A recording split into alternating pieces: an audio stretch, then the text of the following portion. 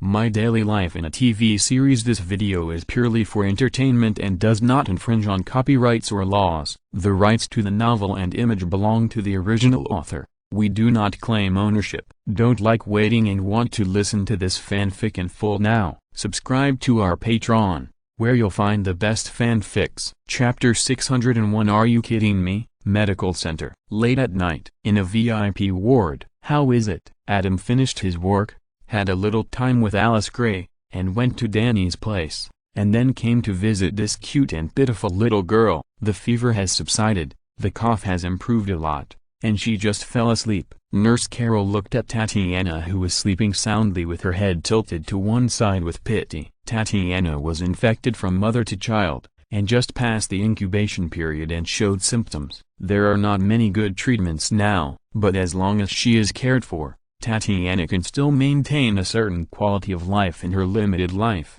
Of course, the premise is conditional. Well, very good. Adam touched Tatiana's forehead and nodded. Dr. Duncan. Nurse Carol hesitated to speak. What's wrong? Adam looked at her curiously. I have an idea. Nurse Carol hesitated and said, I want to adopt Tatiana. She is so cute and so pitiful. She needs a home and someone to take care of her. I am suitable. Indeed. Adam nodded. Carol, you are really kind-hearted, but does Dr. Tag agree? I will tell him. Nurse Carol paused. She is already engaged to Dr. Tag and is about to get married. If possible, you are indeed suitable. Adam pondered, but I don't recommend you to do it. After all, adopting a child requires the review of the Child Protection Organization. We all believe that you can take good care of Tatiana, but they only believe in records. Nurse Carol's eyes suddenly darkened, and she couldn't help but reach out and touch her wrist. There was a red mark there. She once committed suicide for love. Even if she wanted to take care of Tatiana completely from the bottom of her heart at this moment,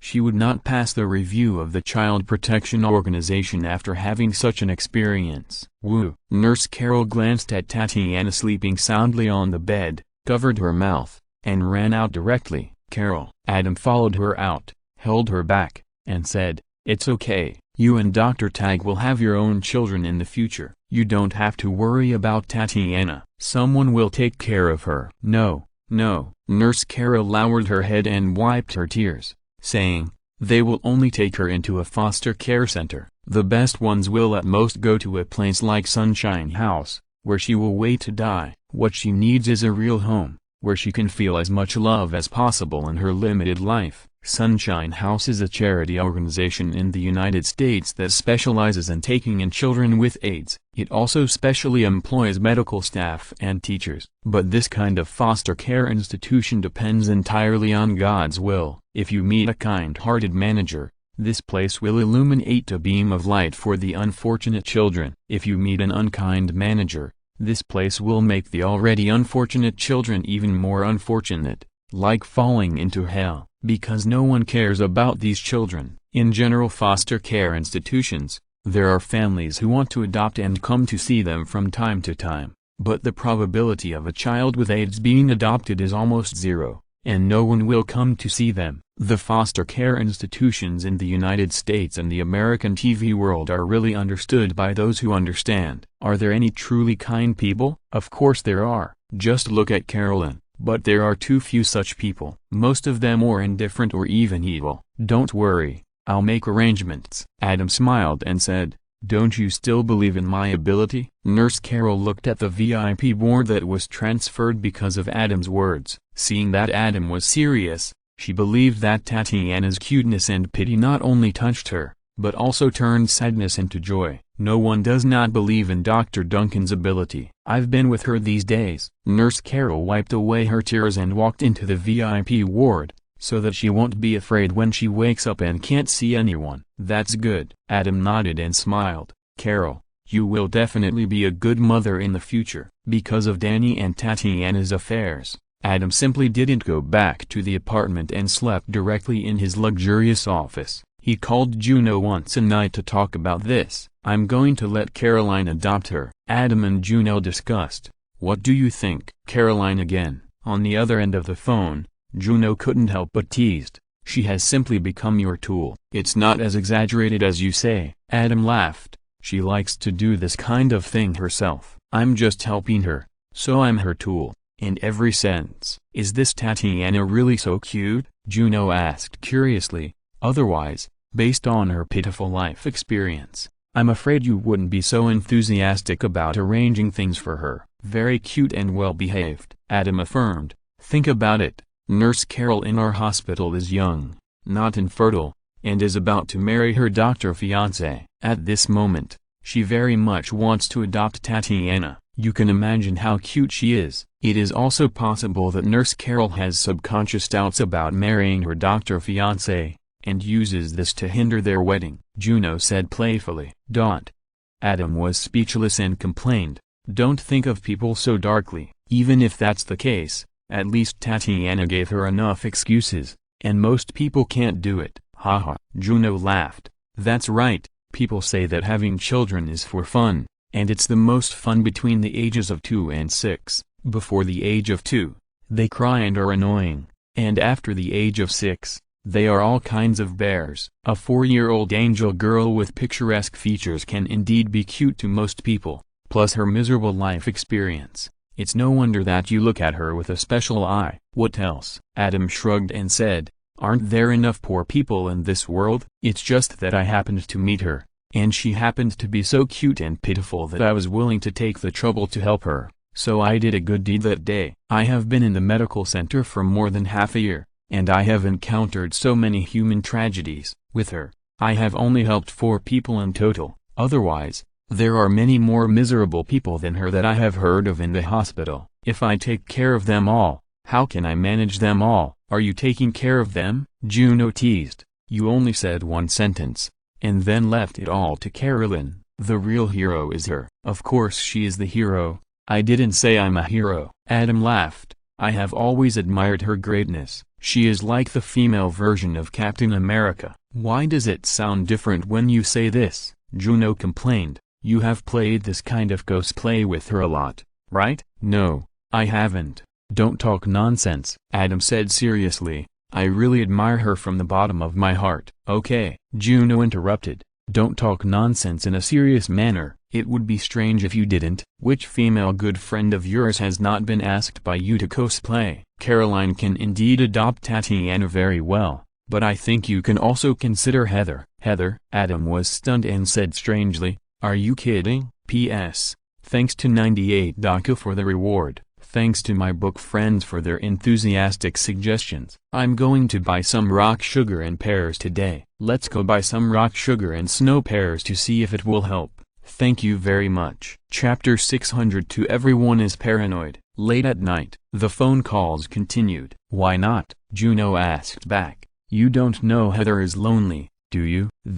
Adam hesitated. Caroline is indeed very good, Juno said, but her energy is all focused on more people who need help, which is very scattered, and as she becomes more and more successful, she will be able to focus on fewer and fewer points. Tatiana's lifespan is limited, at least before better treatment technology comes out, so she needs to feel as much love as possible in a limited time. What she needs is to pay attention to her family at all times. Carolyn obviously can't do this, but Heather is different. She has plenty of time to care about Tatiana. One is lonely, and the other lacks love. Aren't they the best mother-daughter combination? You don't know that Heather is not going to have children in this life, right? I know. Adam's mouth twitched, and the encrypted file in his mind was touched and unlocked. At the last Thanksgiving dinner, Juno's words made Adam feel a little ashamed, and he contacted Heather afterwards. Heather was very direct and flew over that night. It was also that night that Adam realized that what Heather said before was true. She really didn't intend to pass on her bloodline genes. She kept her word. She got an id. The shock this brought to Adam was incomparable and unprecedented, and he still remembers it deeply. But are you sure Heather wants to adopt a daughter like Tatiana? Adam shook his head, encrypting the millions of words in his mind again, and reminded, there is a reason why I let Caroline adopt. She is a professional philanthropist. Although she has given all her love, but precisely because her love is scattered, once the person she loves unfortunately leaves, she can quickly let it go and continue to invest in more people who need her love. I believe that once Heather is willing to adopt Tatiana, She will devote herself to being a good mother. But Heather, who has invested all in Tatiana, can she accept that Tatiana will suddenly leave one day in the future? You can say this, and Heather's love for you is not in vain. Juno smiled and said, I thought you would say that Heather's environment is not suitable for Tatiana. This is also part of the reason, Adam said embarrassedly, but I think, since you dare to make this proposal, you must have considered this. I believe in your judgment, haha.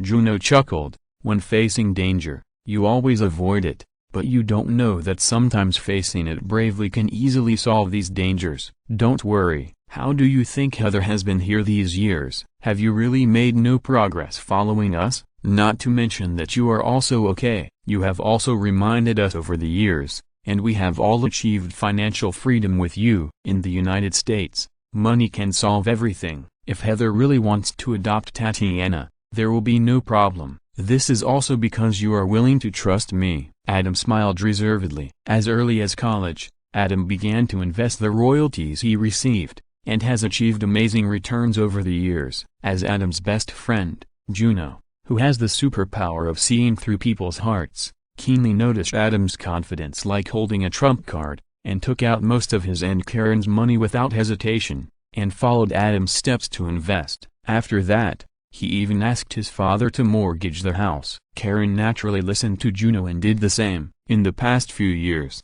the U.S. stock market has been rising all the way, and basically everything you buy will make money. Not to mention that all the stocks you buy with Adam are high-tech internet companies. After the stock price has doubled several times, without Adam asking, Juno first took out the principal and part of the profit, first mortgaged the house for redemption, and gave her father a good interest, which made her father almost burst into joy. She also left hundreds of thousands of dollars for their living expenses, and continued to invest the rest of the profit with Adam, preparing to hold it for the long term. According to Adam's words, Adam was dumbfounded by her attitude of not being arrogant or impatient and being able to move forward and retreat freely. You know, money moves people's hearts. When Adam first bought stocks, after a period of sharp rise, he was very obsessed with it for a while, and paid attention to it almost every day. It was very similar to when he was a failed writer in his previous life.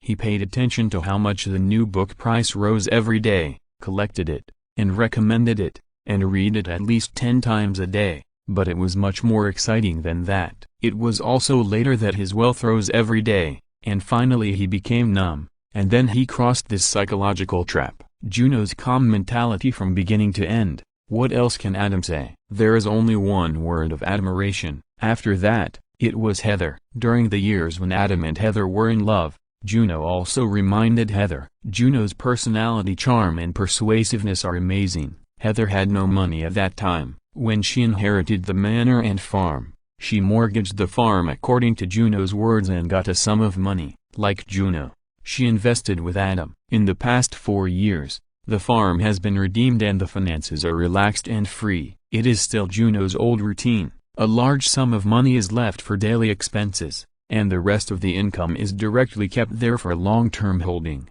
allowing it to fluctuate and not care about it. When they are short of money or Adam is ready to move, they will move. Caroline is much more cautious. After all, she needs to spend money constantly, and more depends on donations. Adam is the biggest one. Anyway, charity can deduct taxes. Donating to Caroline and letting her help people sincerely is better than paying taxes and letting those American soldiers harm others abroad. Adam's income, even if only a part of it is donated as a tax deduction every year, is enough for the daily expenses of the Ellis Charity Foundation and its continuous development and growth. You still haven't said how Heather will deal with Tatiana's death at any time? Adam got back to the point. Let's not talk about Heather having enough money to give Tatiana the best care. On the other end of the phone, Juno said confidently, Tatiana's lifespan can be guaranteed to the maximum extent. Science and technology have developed explosively in recent years, and so has medical technology. In a few years, there may be a specific drug or special treatment for AIDS. The possibility of Tatiana's death is very small. And even if something unfortunate really happens, Heather will be sad for a long time. But you are dead. At this time, Of course you have to go on stage to comfort her and break her sadness. Believe me,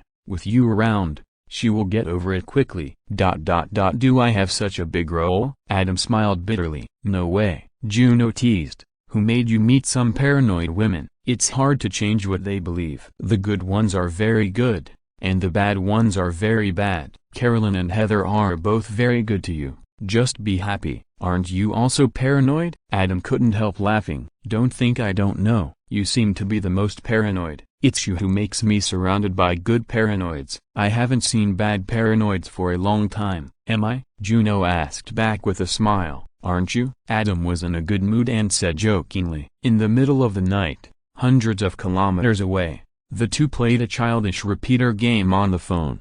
Well, discussing the essential issues of human beings. P.S.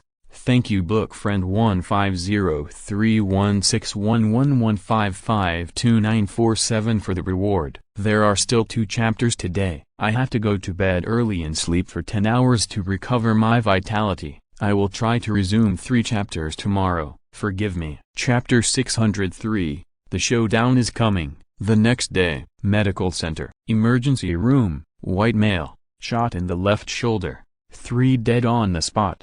Multiple injured. 5 injured will arrive soon. An ambulance came over, and the paramedic said quickly, "It's so tragic. What's the situation?" The nurse couldn't help asking. The gangster is a former employee of this restaurant. The casualties are all restaurant employees. There is also a couple dining in the restaurant who are unlucky and injured. The paramedic explained. Has the gangster been caught? The nurse asked. No. After the paramedic finished speaking, he left. The news quickly spread throughout the hospital. Adam, I heard that Princeton Teaching Hospital has a heart suitable for Danny. Is Dr. Burke going to get it? Liz found Adam with a happy face. Yeah. Adam glanced at her and nodded. He's very lucky. Not very good, but very good, Liz said happily. He is a good man favored by God. Haha. Adam couldn't help laughing. Not to mention people favored by God. Even the Son of God may be miserable. These are pure nonsense. You don't agree? Liz said dissatisfiedly. I'm laughing because you really have nothing to do.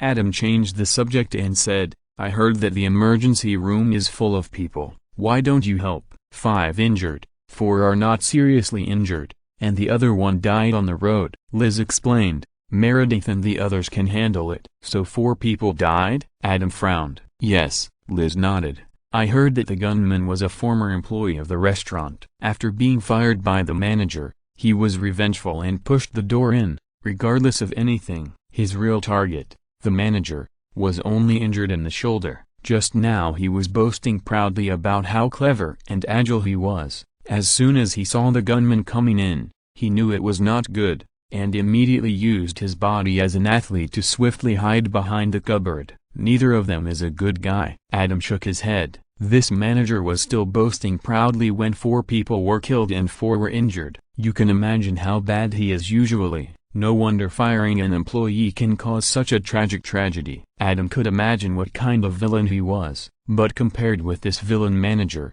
the fired gunman was the real villain. Even if all the colleagues in the restaurant were targeting you, it is impossible that the couple dining in the restaurant had offended you. And although it is said that guns are rampant in the United States, but that is relative. In remote rural areas, everyone has one, and even per capita gun arsenals. But in a metropolis like New York, many people don't touch guns. For example, Chandler and his friends, until Phoebe had a boyfriend who was a policeman. They were excited to touch a gun. Being able to get a gun at will and kill and injure so many people, he should not be a good person. Yeah, Liz nodded in agreement, and then her eyes flashed. Adam, Danny is about to have surgery, and he will have a new heart. Can I accompany you now and check him together? No, Adam refused without hesitation. Why? Liz widened her eyes. Don't mess up Danny's practice. Adam looked at Liz with the same eyes as Fahai looked at Baysuzan. Before you really succeed, how do you know that you can get the new heart this time? Have you forgotten how he was full of hope last time, and how he returned disappointed? This time it will definitely succeed. Liz's eyes were firm. Don't. Adam waved his hand to interrupt. There is a kind of ability called poisonous milk, and there is a way of speaking called setting a flag. For Danny's sake, I advise you not to say it. After listening to the explanation of the terms, Liz looked at Adam angrily. Actually, I've always been curious. Seeing that she was not ready to leave, Adam directly used his big move. Liz, can you tell me, what is the most important thing in your heart? It should be career. After all, you said that you, a girl who walked out of a trailer house, have paid too much to get to where you are today. But what you are doing now is completely different, not to mention that you almost ruined your career for Danny. What are you doing when Christina and the others are working hard to improve their medical skills? And don't tell me it's love. Liz was stunned by what Adam said, especially the tone and expression of Adam when he said the last sentence, which pierced her heart. He clearly said that you gave up your feelings at the beginning, and you still persuaded others to give up. You don't even care about family affection. Is there real love? You bastard. Liz was so angry that she shivered and cursed, and then covered her mouth and left. Ward, since I listened to you, Dr. Duncan, my luck has improved. Danny was very happy. Don't be arrogant or impatient, Adam reminded. No one can say whether it will work this time. We have to prepare for a protracted war. Have you forgotten who has such a good mentality? Danny smiled bitterly. Rooftop. Dr. Burke carried the freezer for organ transplantation and walked towards the medical helicopter parked here. Dr. Burke. Liz chased after him. Please take me with you. Seeing that Dr. Burke was about to refuse, Liz begged with her eyes. Please, come up.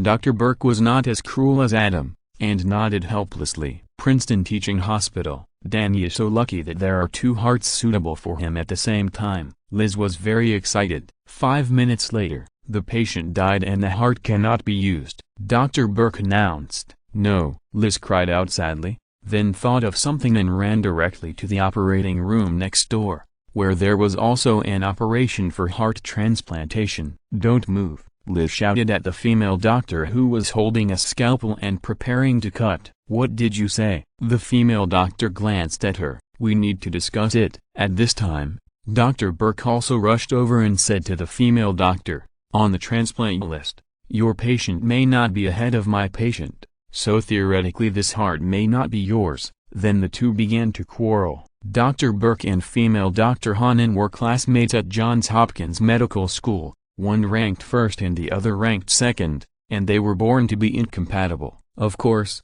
Dr. Burke was the first, and his momentum always overwhelmed the second-ranked female classmate. In the end, the two could only call the transplant organ center to inquire about the ranking of the two patients. Dr. Hanan's patient is 17 seconds ahead of Dr. Burke's patient. The transplant center gave the ranking. No, Liz shouted as soon as she heard it. You can't just look at the ranking. The difference between the two is only 17 seconds. It's so close. Of course, we have to look at the patient's current physical condition. Ah, Dr. Hanan sneered. Your patients have left ventricular assist devices and can walk around the hospital in the future. My patient still needs to be injected with dobutamine. Still need to be injected with dobutamine? Why? Does he want to climb Mount Everest? Dr. Burke taunted. The two old classmates started arguing again. Liz was extremely anxious, because even if Dr. Burke did not give in, his momentum was always suppressing Dr. Hanan. But in theory,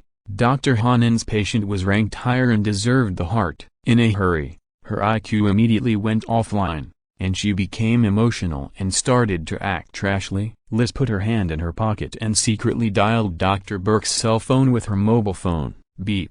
Dr. Burke was arguing with his female classmate. He took the phone and slid it across the table without even looking at it. He handed it to Liz, motioning Liz to answer the phone while he continued to argue with the female classmate, wanting to get the heart. This was not only related to the surgery of his patient, but also a habitual operation to suppress the female classmate who had always been the runner-up. Liz was overjoyed. She took the phone and left the meeting room. After hanging up, she called Adam with Dr. Burke's phone.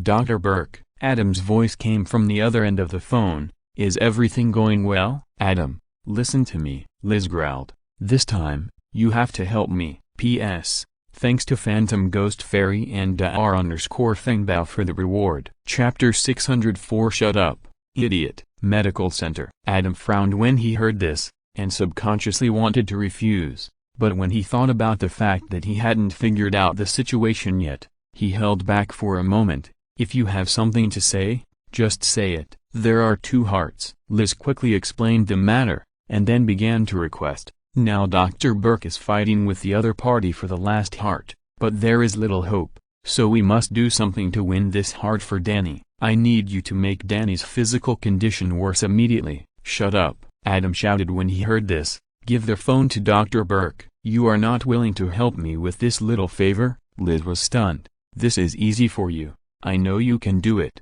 Danny is also your patient." "Shut up, you idiot," Adam cursed directly. "Is your brain fogged by hormones? You dared to say such a thing with confidence, and you ask for a little help so easily? Do you know the consequences of doing this? You are falsifying records to defraud the transplant center of a heart. Once discovered, you will definitely be fired." "I'm not afraid of being fired," Liz growled stubbornly. "I don't care." "I know, I don't care either," Adam sneered, "but who will pay for your willfulness?" "Me, Dr. Burke, the entire hospital, and the patient whose heart you stole." "Let's not talk about Dr. Burke and me. Once the scandal breaks out in the hospital, it will be directly blacklisted by the transplant center. Do you know what this means? Without the permission and cooperation of the transplant center, heart and other organ transplant operations will not be able to be performed in the medical center in the future. The best cardiothoracic surgery in the medical center is equivalent to being directly half useless. The ranking of the entire hospital will plummet,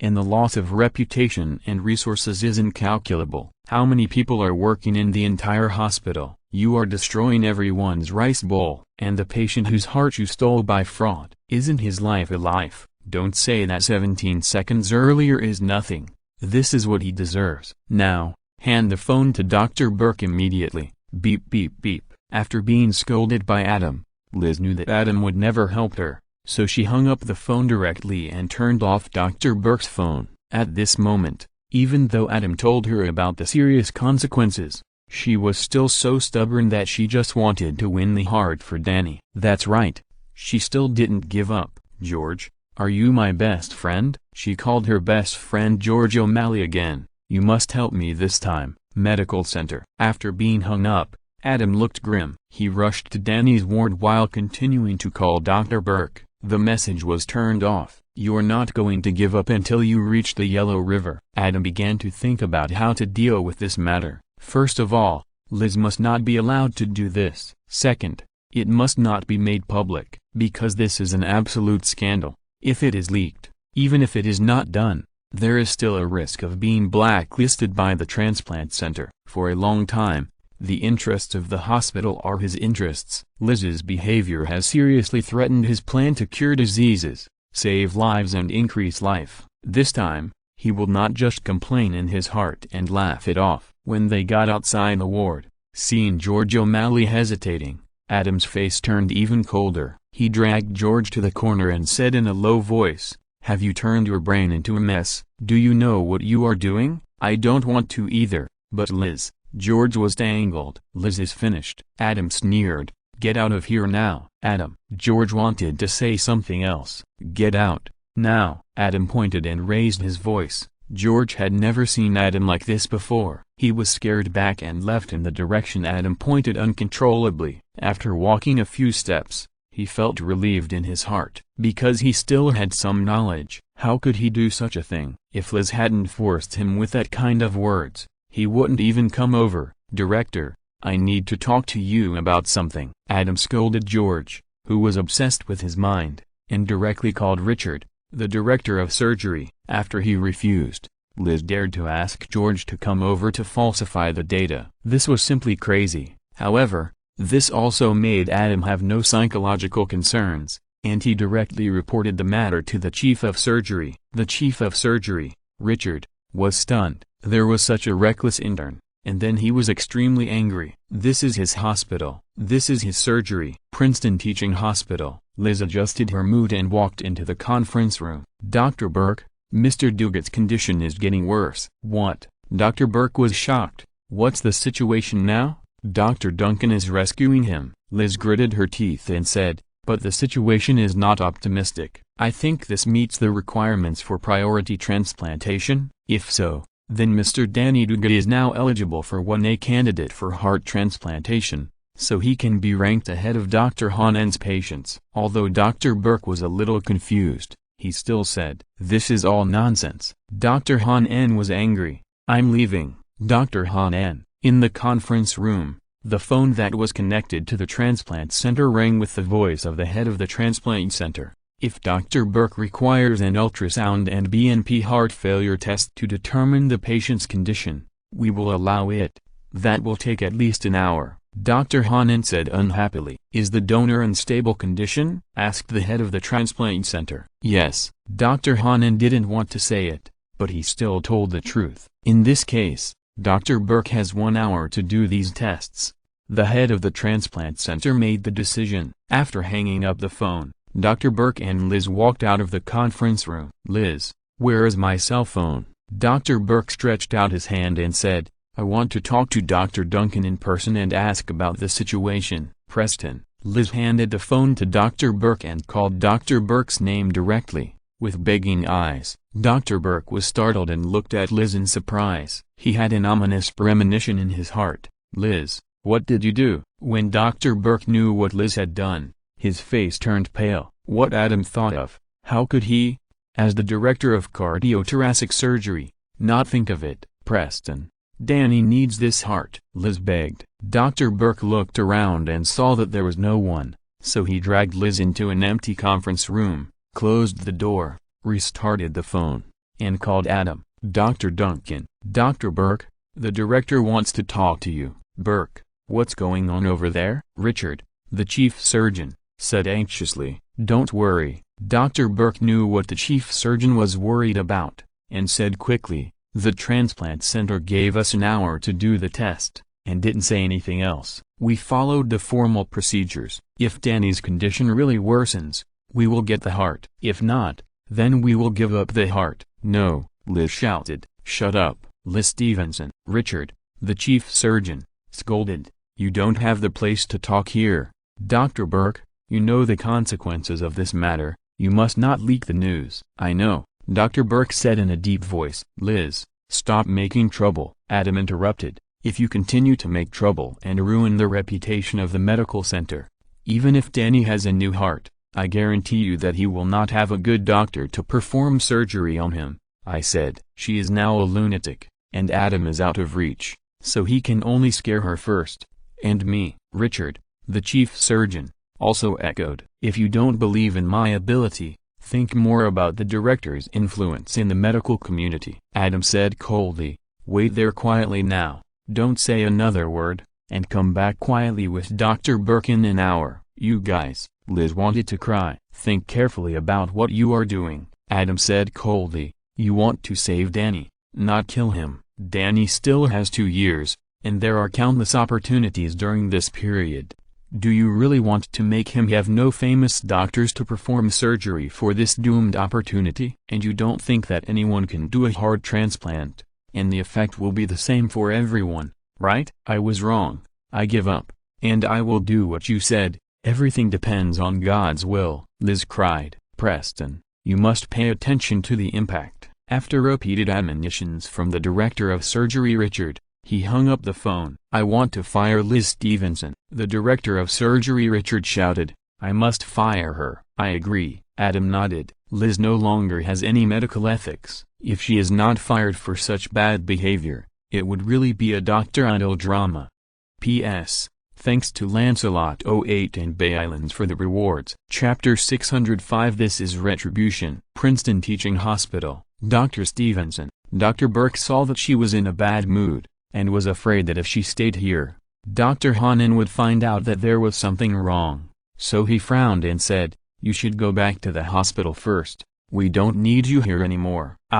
Liz was threatened repeatedly by Adam and the chief of surgery Richard, and finally calmed down a little. Now seeing Dr. Burke's disdainful attitude, she felt miserable. She knew that what she did had a bad impact. She also knew that she shouldn't do this, but somehow, she did it and took such a fatal step. For Danny, it seems that it was not entirely. Confused, she followed Dr. Burke's order, left Princeton Teaching Hospital, and took a taxi back to the medical center. Medical center. Emergency room. The couple who were accidentally injured stood face to face, and their eyes were full of affection. "Hey, you reconciled?" Christina came in and saw this scene and said in surprise. When the gun went off, the boyfriend of the couple was so scared that he grabbed his girlfriend's body and blocked her in front of him, causing his girlfriend's right arm to be pierced by the bullet, and the bullet continued to hit him. The girlfriend was naturally furious. After coming to the hospital for treatment,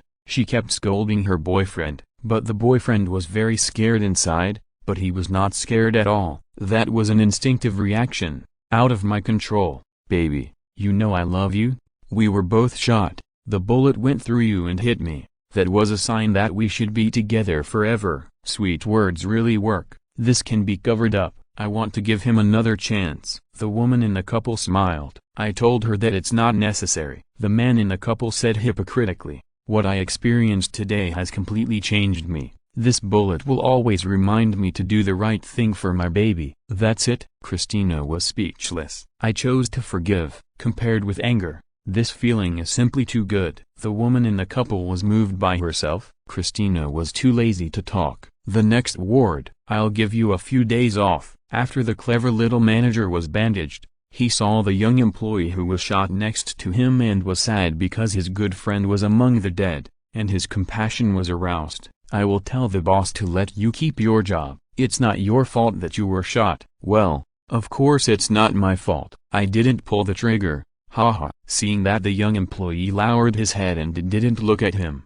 his eyes were full of anger, and he was afraid of causing another shooting. He said guiltily, "It was Pete who fired the gun." What I want to say is that people often blame the management, but we have tried our best. After that, the little manager walked away embarrassedly. The reconciled couple also came out and followed him. Bang, bang, bang, bang, bang, bang. When the little manager walked out of the hospital building, continuous shooting rang out again. The couple who were a few steps slower and had not yet walked out of the hospital, the man hid directly in the corner, and his arm couldn't help but grab his girlfriend to block in front of him. "We're done, completely done." The girlfriend also ran to the corner to hide, and after hiding, she said calmly to her trembling boyfriend, "No matter how good sweet words can fool people, they are ineffective in this situation. It was a gunshot." Adam's face frowns. "Dr. Duncan, you stay here and watch." Richard,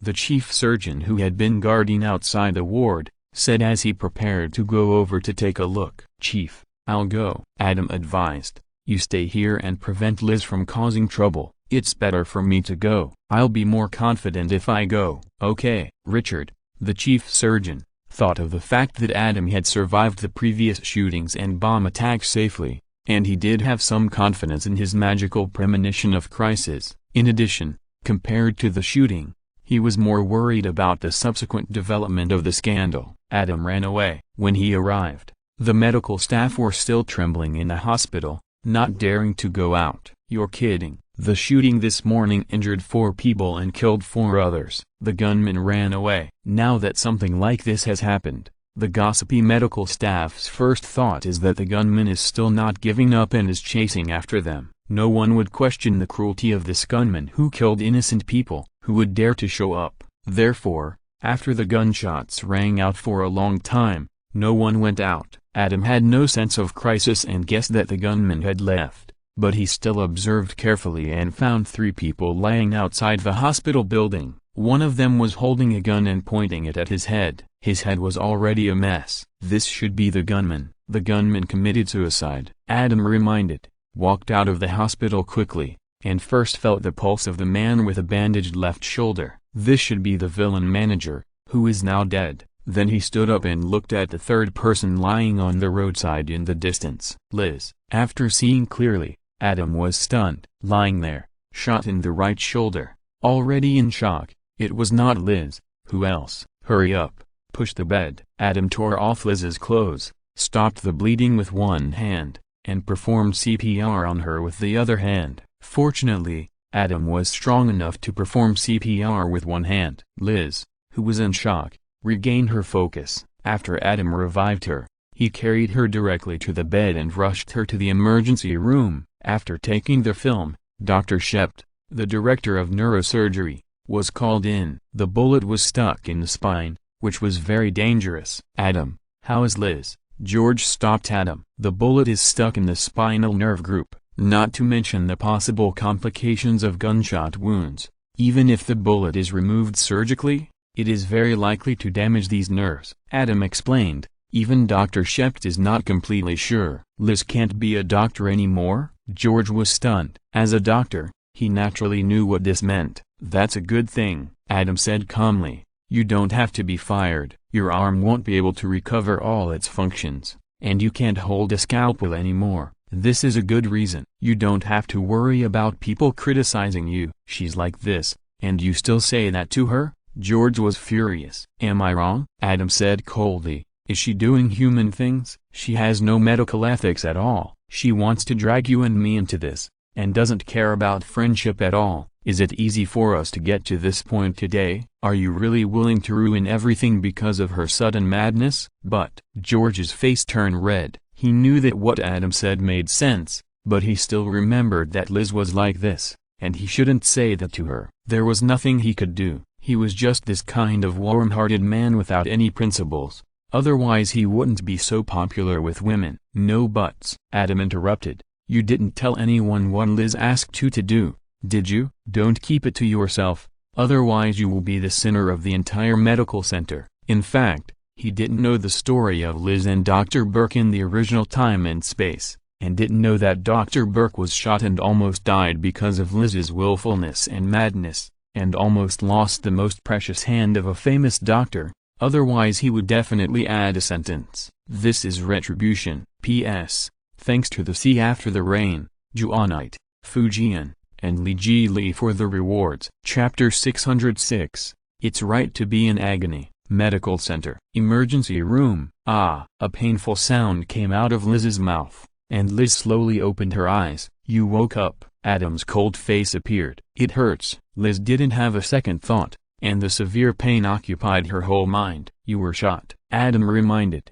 "The bullet entered from the right shoulder and got stuck in the nerve group of the spine. Dr. Shept is already preparing, but he is not sure enough to guarantee the full function of your right hand." "My right hand." Liz was in more pain. "Yes, it's the right hand that you can hold a knife and eat." Adam glanced at the door and saw that there was no one. He said lightly, "But you don't have to worry too much. After all, even if this didn't happen, you can't hold a scalpel anymore. With Dr. Shep's skills, it is still possible to retain most of the arm functions. You should still be able to eat with your right hand." "Danny." Liz looked at Adam in pain. "He's fine," Adam said coldly. "As long as you don't let George cut his power cord, he will be fine. By the way, the heart has been delivered to Dr. Han En's patient. He should be undergoing a heart transplant operation now. I heard that he is a good man with 2 children aged 4 and 5. He has waited too long for this heart. I believe that soon, he will be able to accompany his 2 children with this healthy heart to run and play happily." "It's a happy ending, isn't it?" "I don't want to." "Adam, can you understand me? I love him." Liz didn't know whether she was crying because of the pain or because of the happy ending that Adam described that was almost ruined by her. "I believe you think so." Adam nodded expressionlessly. "Dr. Duncan, the operating room is ready." The nurse came in and reminded. "Yes." Adam pushed the trolley to the operating room. "In the operating room." "Okay, retract a little here." "Okay, I'm going to move the bullet out of the nerve group now." Dr. Shept, the main surgeon, and Adam as the assistant, were operating on Liz. Beep. The monitor alarm sounded. "The neutrophil count is decreasing. The arterial pressure has dropped by 50%. The nurse reminded. "Did you cut any nerves?" "I don't see any broken nerves." "Okay, let's test the reflexes of his arm." "No reaction." "Damn it. Do it again." "Okay." "Damn it. I would know if I cut a nerve." "Dr. Shept, how about a sobriety test? Only Liz herself can tell us whether the operation has damaged her nerves." "This." Dr. Shept hesitated. "If we wake her up now, I'm afraid she can't bear the pain. Now that Liz's arm has been cut open, her muscles and nerves are exposed. Once there is no anesthetic, the sensitive nerves will transmit the pain to the brain, making Liz feel miserable. Liz is a doctor after all. This is related to her life. Let her make her own decision." Adam said very professionally. Although with his eyesight, he was more certain than Dr. Shept that Dr. Shept did not hurt any nerves in Liz's arm. But, hey, the current medical knowledge of the human body is still too shallow, not to mention that he is just an intern. What he sees may not be all. Who knows if there are nerves that are cut that cannot be seen even by microscope glasses. Practice is the only criterion for testing the truth. Being stable enough is his style. He can't take the responsibility of deciding Liz's life choice. Only Liz can make the decision. That's it. Okay. Dr. Shept nodded. If it were him, or any other famous doctor of the same status, for the sake of their careers, he would not hesitate to wake up the other party. Because the famous doctor lost his hand that could hold the knife, he would be immersed in endless pain for the rest of his life. In comparison, the pain of awakening now is not worth mentioning. But for an ordinary doctor, especially a beautiful female doctor who used to be a model, Dr. Shept subconsciously felt that she might not be willing to endure this kind of pain. This is just like when Sheldon complained that he was not at the peak. Penny comforted him that it was okay. And Sheldon's words left Penny speechless. Of course you think it's okay, because you have never reached the peak. A famous doctor is Sheldon, who is close to the peak of a certain field and cannot bear the result of falling from the peak. And an ordinary doctor is Penny, who has never reached the peak, has no deep feelings, or even no feelings at all. Would Sheldon think that Penny would be in pain if she had no wisdom or could not act? No. He would never think of this. Although Dr. Shep's view of Liz is not as exaggerated as Sheldon's view of Penny, subconsciously, he still feels that the profession of doctor is not as important to Liz as they are. After all, Liz can take a heartwarming photo as a female doctor. This is somewhat blasphemous to this noble profession. Female doctors rely on technology to cure diseases and save lives, not on the flesh to save all living beings. Many people in the hospital disliked Liz from the beginning. Until now, no colleagues, especially female colleagues, have ever been able to confide in her. This is also a very important reason. Liz actually knows this. When Meredith and Dr. Shept were in love, Liz was furious when she found out. She squeezed Meredith in various ways, saying that Meredith had taken the back door to get the surgery she had agreed on, and that Meredith should not give up the professional reputation and professional respect that she wanted but could not get. Liz, who entered the medical center as a model, gave people a deep-rooted first impression. If you don't get other people's professional respect, how can others think that this profession is important to you? Does Liz have a lover or best friend? Dr. Shept asked. When she wakes up, someone will be needed to help her concentrate in the severe pain and follow our instructions to test whether her arm is paralyzed. She is having an affair with Danny Duguid, but Danny is still lying in bed with a left ventricular assist device connected to his heart, so he can't come. Adam explained. Why don't we call George O'Malley? He's her best friend. Okay, call Dr. O'Malley to come as soon as possible, Dr. Shept told the nurse. After a while, George came in after cleaning and disinfection. When he learned what he needed to do, he became nervous. O'Malley, you need to wake her up later, talk to her, focus all her attention on you, reduce the pain, and then follow our instructions to test the arm nerve feedback.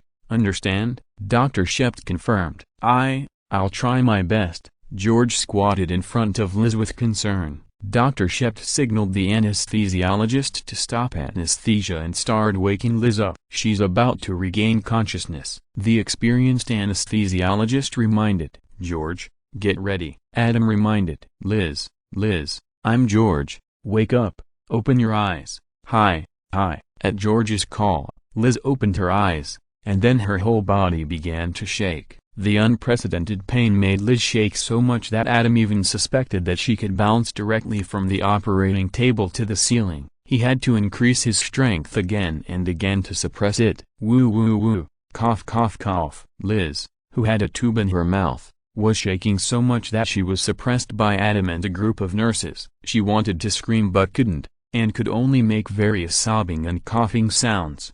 P.S. Thanks to ZZZ72 and Chunky Udaman for the reward. If you're listening to this novel on a channel other than Fanfic World, it means they downloaded and uploaded it without effort. We cordially invite you to visit our channel, Mundo fanfic novelist. There you'll find the original version of this story, and you can explore many other novels of various genres. We are waiting for you to immerse yourself in a world of incredible novels. Chapter 607 is too brutal. Medical center. Operating room. George, talk to her. Let her focus on you. Dr. Shept shouted. Yes, yes. George was really frightened by Liz's miserable condition, and could only obey the instructions instinctively. He lay down beside Liz's ear and looked into her eyes. Liz, I'm George, look at me.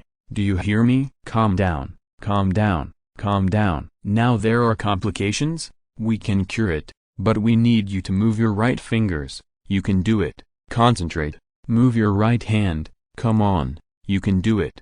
Move your right hand fingers. Dr. Shept gave instructions beside him, and George repeated in Liz's ear. It hurts, it hurts. With the encouragement of Dr. Shept and George, Liz kept repeating one word from the outside to the inside. She fainted from the pain. The anesthesiologist reminded. Do you want to continue the wake-up test? Adam reminded. George looked at Adam in disbelief and drawled. She's already in so much pain. You still want to continue? Exclamation mark. I know, Adam said calmly, but this is her hand. The hand that can only hold a scalpel. Are you sure you can risk the pain of the rest of her life on her behalf and give up now? George was choked there. How dare he make such a big decision for Liz? She doesn't have the perseverance. Dr. Shept shook his head and wanted to give up. I think we should give her another chance, Adam said seriously. Wake her up and ask her if she wants to persist. If she chooses to give up, then we give up. Otherwise none of us can bear this responsibility. George, don't look at me like that. If you are willing to take responsibility, then say it. We will listen to you. Otherwise we should give the choice to her. She is in great pain, I know, but we only lose a moment of sympathy, but she may lose her entire future. George? Dr. Shept was also persuaded and looked at George. You have to know that in the U.S. medical system, the underlying logic that doctors learned since medical school is to follow the procedures and not take responsibility. Not to mention that they are colleagues in the hospital, and now they are talking about a major event that concerns their colleagues' entire careers. He really doesn't want to take such a big responsibility. I can't make the decision for Liz. George is just a male bestie, so he doesn't have any manly courage. Even if he suspects that Adam is deliberately tormenting Liz, he can't say anything tough. After all, Adam's words are well-founded and irrefutable. Then it's decided. Seeing that everyone has a consensus, Dr. Shept made the decision. George, if you really care about Liz, organize your words well. After she wakes up, get her confirmation in the shortest time to avoid her suffering longer. Adam kindly reminded. Yes, yes. George nodded repeatedly, looked at Adam in surprise, and couldn't help but doubt his intentions of doubting Adam just now. Is he overthinking? Adam is just not against the person. This is an operating room. Even if Liz faints from the pain, Adam and others have many ways to wake her up. After Liz opened her eyes and focused again, she screamed again. George's fat white face kept telling her what happened and asked her to make her own decision. Liz, yes or no? No. Liz understood and made her choice. Not everyone has the willpower to persist in such severe pain. She just wanted to faint and no longer endure this pain. Dr. Johnson. Dr. Shept also heard Liz's choice and looked at the anesthesiologist.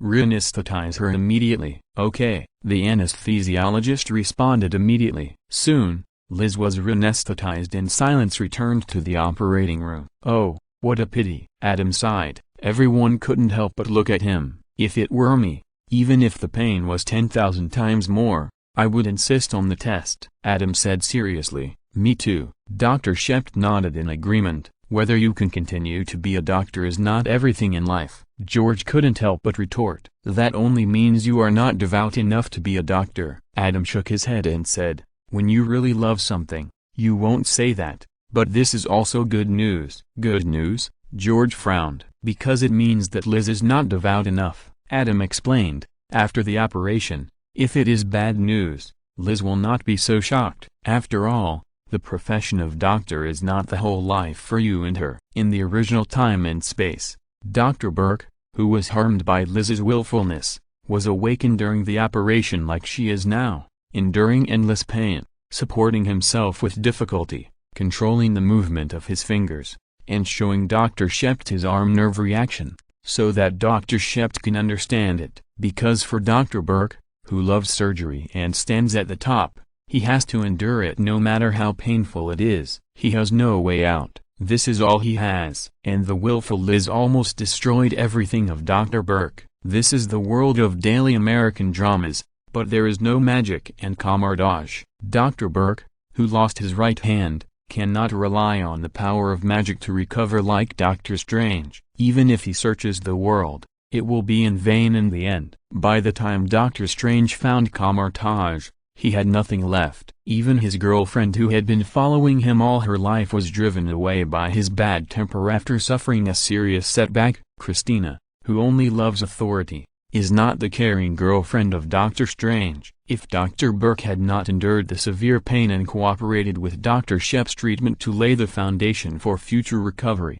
his ending would have been very miserable. Adam didn't know all this, otherwise he would definitely not remind George to be concise, and then he would probably seriously propose to do it again after Liz fainted again. Of course, this is just a thought. If that were the case, George, who is a coward, would probably ask Dr. Shep not to wake Liz up again and do the operation directly. The operation continued. Because it was not clear whether Liz's arm was paralyzed, Dr. Shep was very conservative. "How is Stevenson?" As soon as the operation was over, Adam was called by the chief of surgery. In the office were Dr. Burke, who had returned from Princeton Teaching Hospital, and George, who was aware of the person involved in the case. "It's not clear whether the nerves were damaged," Adam introduced. "Yes." Richard, the chief of surgery, nodded without comment, looked around at everyone, and said in a deep voice, "Now let's talk about how to deal with Stevenson's forged attempt to steal the heart." Chapter 608. Good luck to you at night. Medical Center. "How is it?" Christina and Meredith gathered around. "What do you mean by how?" Adam asked in surprise. "How is the director going to deal with Liz?" Christina asked. "How do you know?" Adam frowned and glanced at George. "They are all Liz's friends," George said guiltily. "They have the right to know." "I hope you will still be in the mood to say this when the director fires you," Adam mocked. George dared not speak immediately. In the previous closed-door meeting, Richard, the chief of surgery, had a dark face throughout the whole meeting, and his attitude towards him was only one: "Shut up, O'Malley, you have no right to speak here. Just listen. We will keep it confidential." Seeing George so scared, Meredith couldn't bear to help George out. "Only a few of us know." "That would be the best." Adam nodded and said. "Otherwise, the director will definitely choose to fire Liz directly." "Then it's not firing?" Christina keenly grasped the key words. "It's not a dismissal." Adam sighed. "Although we all want to dismiss Liz, this reason cannot be made public. It's the same principle as the rat being killed. Liz is a doctor and belongs to the medical association. She cannot be dismissed without a proper reason. Of course, she can be dismissed 100% for the things she did, but it can't be said because it involves the reputation and interests of the entire medical center." "You want to dismiss Liz too?" Meredith looked at Adam in disbelief. "What's the problem?" Adam asked back. "She's your friend," Meredith shouted. "I don't care about my friends so much," Adam sneered. "If we weren't so determined, I would have been dragged into the water by her now. Maybe the director would want to dismiss me as one more person." "Do you want such a friend?" "But Liz has been punished. She has been shot." Meredith paused. "What's the connection between her being shot and her lack of medical ethics and being unworthy of being a doctor?" Adam sneered. "You don't think the gunman shot Liz to get rid of harm to the people, do you?" Meredith was speechless. "Okay," Christina interrupted. "What Liz did was indeed too outrageous. There's nothing to wash away. Now let's talk about the consequences. If it's not dismissal, then what is it?" "Persuading her to quit," George said, "whether Liz's hand is healed or not. Liz can no longer continue her residency training at the medical center." "That's it?" Christina was surprised. "That's not bad. It's not too serious." "Isn't this too serious?" George stared. "Please, think about what Liz did. Is this punishment really severe?" Christina shrugged and said, "If Dr. Burke hadn't brought the heart back in time, and you had really listened to Liz and cut Danny's power cord, Danny would have died. That would be murder in disguise. Have you thought about the consequences? In comparison, the persuasion treatment at least allows you to go to another hospital to start over. Isn't this a good result? You don't really think that after doing such a thing, the director will scold you, give you a serious warning, and then let Liz go, right? She is not Meredith.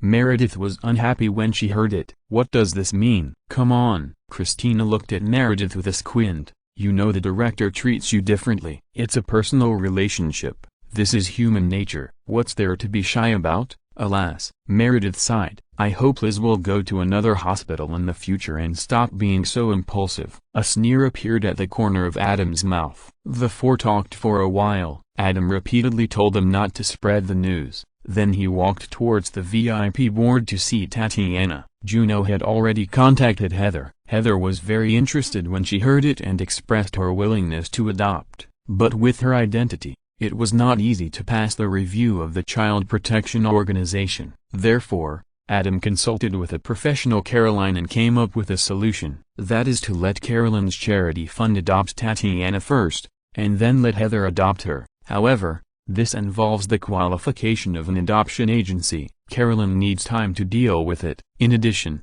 Tatiana's body needs time to heal and recuperate. So Adam let Tatiana stay in the medical center first. With the loving nurse Carol taking care of her, people can also feel at ease. Adam also helped her find an English teacher to teach her some simple English during this time so that she can communicate with Heather. Adam. Christina chased after him from behind. What's the matter? Adam stopped. It's not that simple, is it? Christina whispered.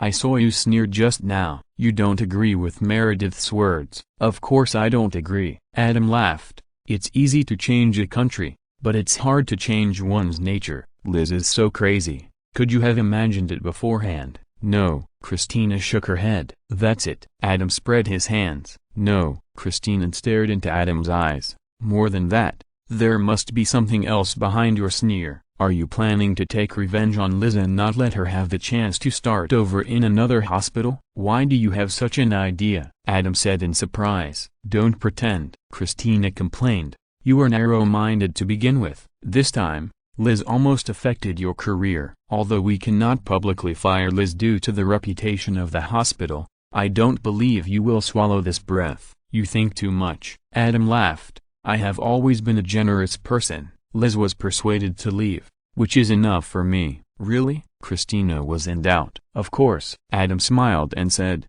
but the director is very angry, and the consequences are very serious. The director's comments in Liz's medical files will not be very good. Dr. Burke and others have been warned by the director that they will not give Liz a recommendation letter. I'm afraid it will be difficult to find a new job when the time comes. Shit. Christina was stunned. What's the difference between this and being fired? In the United States, where credit records are important, resumes are very important. The chief surgeon of a large hospital gave a bad review in the file and did not allow the senior doctor who Liz had interned to give her a recommendation letter. Other hospitals know what this means. Don't say that Liz is just an insignificant nobody. Even if it is a very capable famous doctor, there is a high probability that he will be unable to move forward. Dr. House next door is a real loser. If he hadn't met a female dean who admired him and was willing to hire him under great pressure, no matter how awesome he is, he has no use for his skills. No one is willing to hire him, because all hospitals are afraid of trouble. Compared to the profits created by the hard work of the top doctors,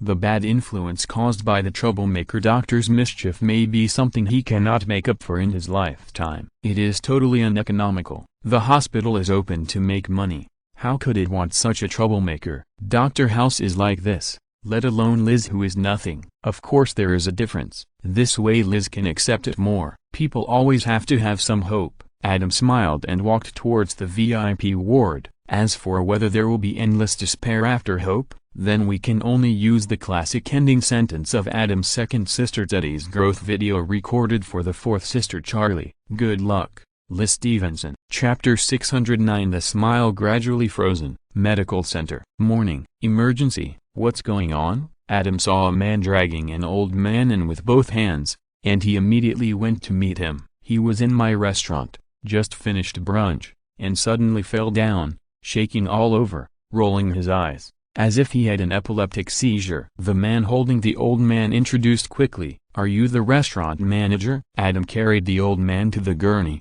and asked while checking him. "Yes." The restaurant manager took out a business card from his pocket and stuffed it into Adam's pocket. "If he is okay, please call me." It's a bit embarrassing to say it, but he has not paid for the $35 champagne steak dinner. Something is wrong. It's not epilepsy, nurse. Scalpel. Adam had already guessed the whole story at this time, winked at the restaurant manager, and then shouted loudly, "Yes, Dr. Duncan." The nurse was very smart and cooperated very well to get it. The old man who was lying on the gurney and unconscious immediately opened one eye to peek. "Son of the bitch." The restaurant manager saw this scene, and he knew that the old man was pretending to be sick and wanted to eat a free meal. He immediately rushed over with hatred. "Oh, oh, oh." The old man turned over and jumped off the trolley nimbly, avoiding the fist of the restaurant manager. He raised his hand with a playful smile and said, "It's just a meal. Don't get excited." "You old bastard," the restaurant manager said angrily, "not only did you eat a free meal, but you also wasted so much of my time and energy. I won't let you go." When he came here just now, he was very worried about the impact of this incident on the restaurant and whether there was something wrong with the restaurant's food. "Call the police to arrest me," Laulai said indifferently, and then glared at Adam. "You bastard, you dare to lie to me." He has tried this trick countless times, and has never been seen through by doctors and nurses at first sight,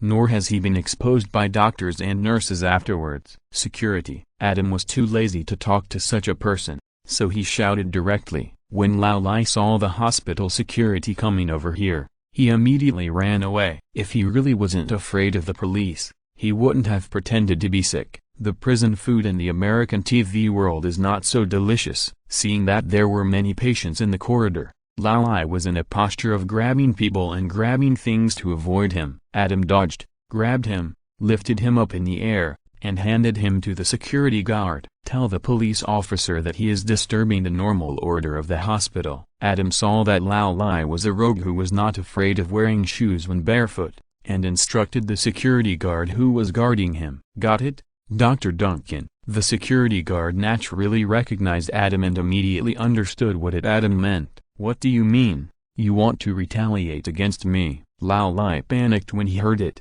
He was a shrewd man, and he could hear that Adam wanted the police to punish him more severely. Judging from the attitude of the security guards towards Adam, it seemed that Adam was not an ordinary doctor. Two security guards, one on each side, carried him away directly. The person was caught by Dr. Duncan and handed over to them. If they still can't do a good job, then what kind of security guards are they? What an old bastard. The nurse cursed angrily. Alas. Adam sighed and shook his head. This kind of person is a complete waste of medical resources. But many times, doctors know that he is pretending, but they can only cooperate with him. No one wants to cause trouble. This kind of old rogue who is not afraid of wearing shoes when barefoot? Once ordinary people get it, it is psoriasis, which is disgusting. Just like those people with silver plating who come to the hospital to ask for painkillers. Many times doctors know what the situation is, but they can only give him the injection. Because his pain is real, if you don't give him pain relief, he can sue you. There are so many people with Western poisons in the United States, and this kind of deception and waste of hospital medical resources is everywhere. A glimpse of the whole leopard. It is no wonder that such a huge empire will be half dead by the cancer of medical care that has grown into a behemoth in the future. "Dr. Duncan, it's 10 o'clock, time for the seminar." The nurse came over to remind him. "Thank you, Daisy." Adam raised his hand to check the time, thanked Nurse Daisy, and walked towards the room where the seminar was held. Doctors are a profession that requires continuous learning. Large hospitals often organize training courses on new technologies and new instruments to help doctors learn better. "Why are you here so late?" As expected, Christina came early. She loves studying the most. "I met a deadbeat." Adam briefly explained the matter. "Why do you care about this kind of thing?" "Just pretend you don't know," Christina said casually, and then her eyes lit up and she pushed Adam. "Look, the director is here too." "Director, Dr. Duncan." "Director, Dr. Yang." Adam and Christina greeted Richard, the director of surgery. You two are indeed the best among the interns. Richard, the director of surgery, praised, not to mention talent, just this spirit of learning is worth learning for all interns. Director, are you here for class 2? Christina saw the director also took out a notebook and couldn't help asking. This is a good review course, it will be very interesting. Richard, the director of surgery, smiled. Adam secretly poked Christina and winked at her. Today we will learn all the skills of laparoscopic surgery, starting with the operation of basic instruments. The lecturer began the class. After introducing the basic situation, he entered the practical session. Who would like to be the first to try? Before she finished speaking, Christina's hand was already raised high. Okay,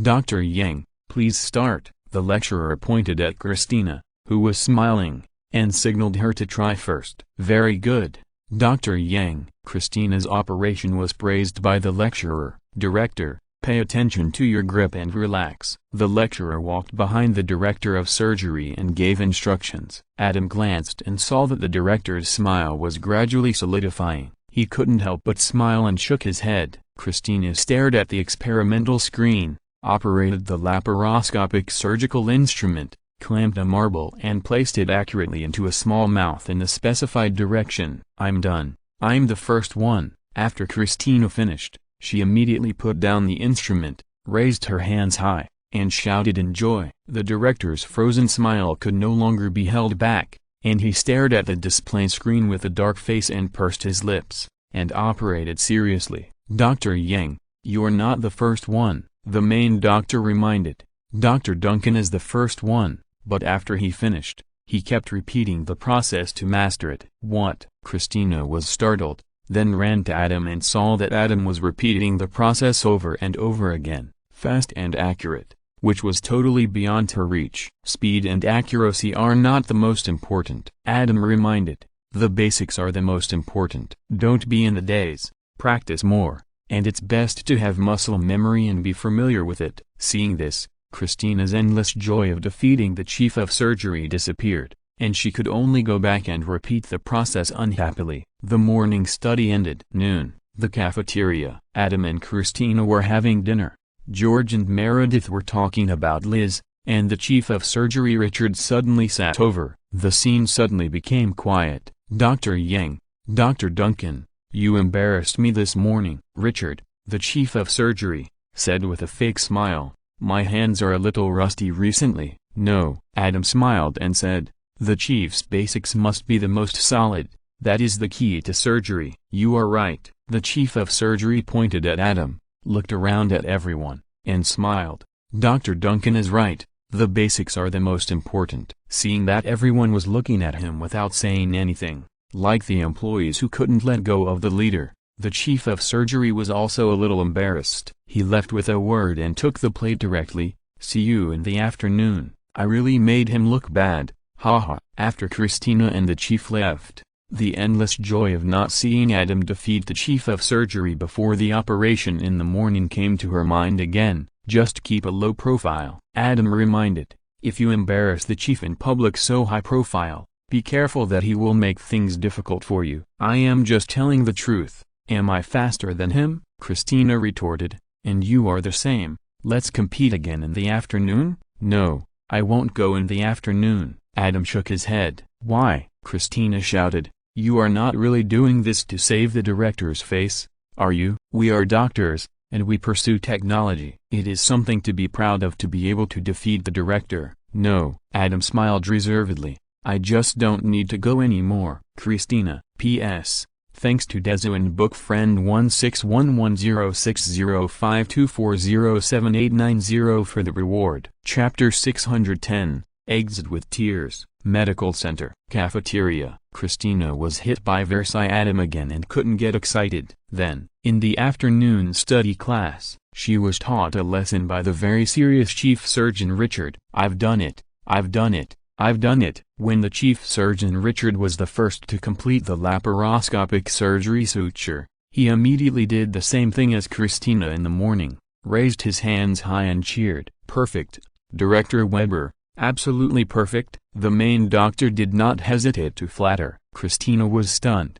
Then she withdrew her gaze in disappointment and continued her laparoscopic suture. But the chief surgeon Richard would not let her go. He embarrassed himself in front of her in the morning. "They call me Director Weber." The chief surgeon Richard took off his latex gloves, looked at Christina, and shouted with great momentum. Then, shaking his body slightly, he walked to the trembling Christina with a proud look, leaned close to her ear, and said word by word, "So I am the director." Then, in the repetition of "so I am the director," Richard, the chief surgeon, clapped his hands, twisted his body slightly, and left the study class. This is the competitive spirit of surgeons. Even though he has been the chief surgeon for so many years, Richard, the chief surgeon, had never relaxed his pursuit of technology. He will still be frustrated or extremely excited about whether he can be the best in learning ability. Christina was very unhappy. If it were someone else, she might directly add,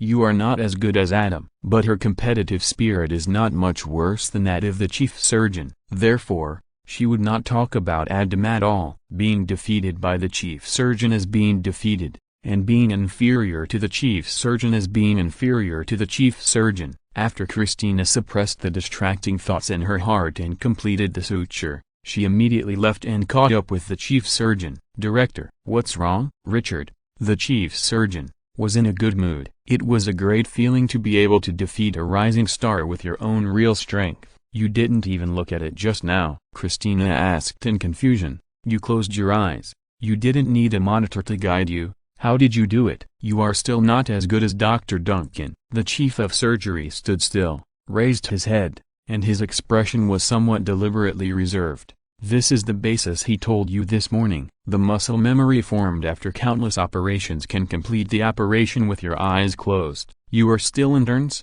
and you need to practice more." Christina didn't want to talk anymore, because this reserved expression was too annoying. She often saw it on Adam's face. Time flies easily when you are idle. Without so many messy things, time flies quickly. In the blink of an eye, a month has passed. This month, Danny waited for his new heart. In fact, this is not surprising. The patient of Dr. Hanan who was originally ahead of him has recovered. Now Danny is ranked first. So many people die in the United States every day. There will always be a heart suitable for him. This further proves that Liz is a lunatic. Danny had been waiting in line for a year and a half. He would have more and more chances to get a new heart in the future, but Liz went crazy. At this critical moment, she felt that if she missed the heart, she would never know when she would get it again. She had to grab the heart immediately, and even cut off Danny's power cord to let Danny's health deteriorate to a certain extent so that she could fake the robbery.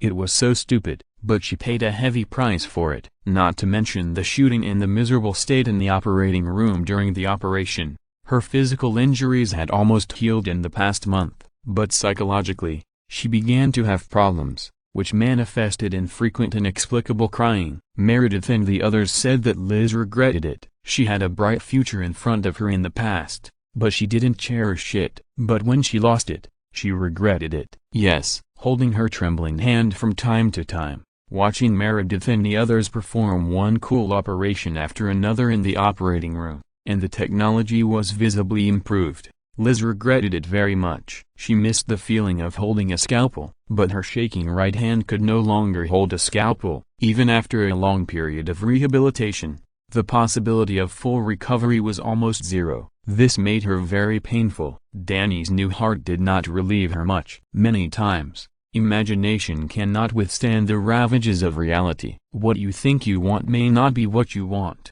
Obviously, Liz ignored the real reason why she had almost given everything to get to this point. She loved the profession of doctor, although not as devout as Christina, but she did love it. But it was a pity that she lost her mind for a while and could never go back. Fortunately, Danny was still a person. After the operation, he recovered his health, and learned everything from Meredith. He went to see Liz and proposed to her directly. This finally cheered her up a little. In this way, Liz took the initiative to resign, left the medical center, and married into a wealthy family. It seemed that lovers finally got married. But Adam was not optimistic about her future, because everyone knows that this is not a movie, but real life. Danny and Liz's future has just begun. Two people who have never met outside the hospital, and have not even met much, are engaged. One is a playboy who has regained his health, is rich and handsome, and claims to be a strong man. The other is a vase who has lost the halo of a doctor, has no soul, goes crazy from time to time, and wants everyone to listen to her. That's right, Liz has a strong desire for control. She doesn't want to listen to you, she only wants to listen to her. She wants everyone to follow her values and ideas. Adam doesn't think they can last until they get married, but this has nothing to do with him anymore. After Alex, Liz officially disappeared from his sight. Thinking of the inexplicable call between these two people, Adam couldn't help but sigh. Birds of a feather flock together. Another thing is naturally Tatiana. After the orphanage under Carolyn's Ellis Charity Foundation obtained the qualification for child adoption, it successfully adopted Tatiana. Not long after, Heather came to take Tatiana away. Such a cute angel doll is related to Adam, and Heather likes it very much. Children are very good at judging whether adults love them. In addition, Heather is so beautiful that there is no problem of being rejected by adults. The two get along very well. On the day when Heather officially adopted Tatiana, Juno and Karen drove over and organized a celebration party to let Tatiana know that she not only has a beautiful mother who loves her, but also two very beautiful aunts who love her. The giggling voice of children has been echoing throughout the party. P.S. Alas, I still feel very uncomfortable. I still have adverse reactions such as palpitations after taking the medicine. It is said that it will disappear naturally after stopping the medicine. I don't know when I can stop the medicine. There are only 2 chapters today, please forgive me. Chapter 611.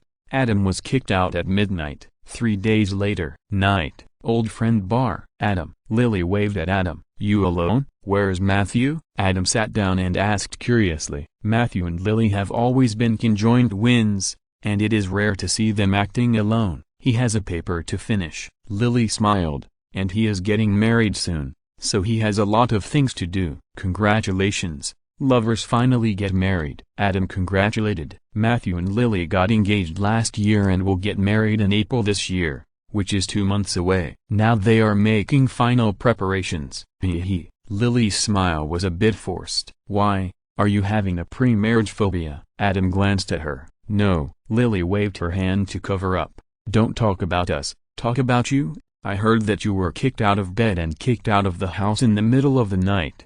Adam Duncan, you have a day, don't mention it. Adam smiled bitterly. Tell me about it. Lily gossiped. I heard Robin scold you all night long.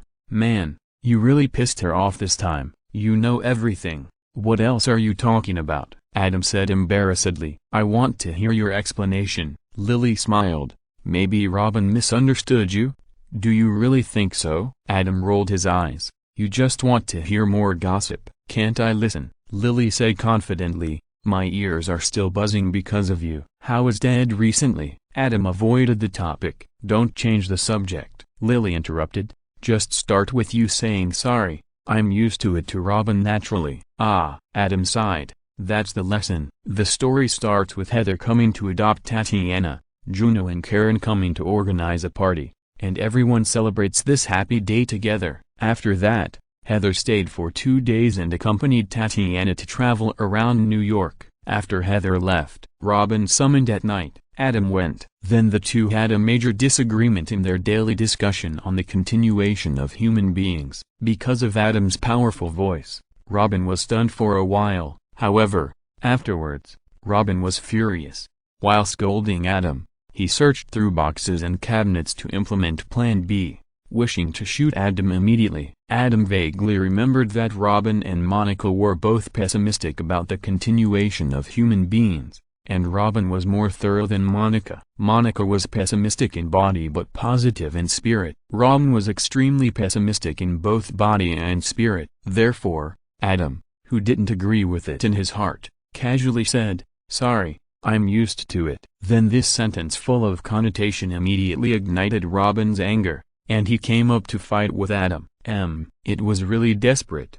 When Adam saw it, he knew that he had spoken out of turn and really angered Robin, so he had to retreat tactically and was driven out of the house by Robin in the middle of the night. It was the first time he experienced this legendary experience, but this also made Adam secretly alert. He was careless. Heather's visit over the past few days has paralyzed him and made him forget that Heather is special. Fortunately, this time it was Robin, who was physically and mentally desperate for the continuation of the human race. If it was Peggy, he didn't want to create a future monarch who might be more handsome and smarter than him and compete with him for beautiful women, who was superior in intelligence, kind and benevolent. "Adam, you are such a bastard," Lily sighed. "You can even say such words." "I really didn't mean it," Adam regretted. "It's easy to go from frugality to luxury, but it's hard to go from luxury to frugality." "Oh, it's so hard for me." "Have you thought about how to apologize to Robin?" Lily rolled her eyes at him. "Wait until she calms down," Adam said very straightforwardly.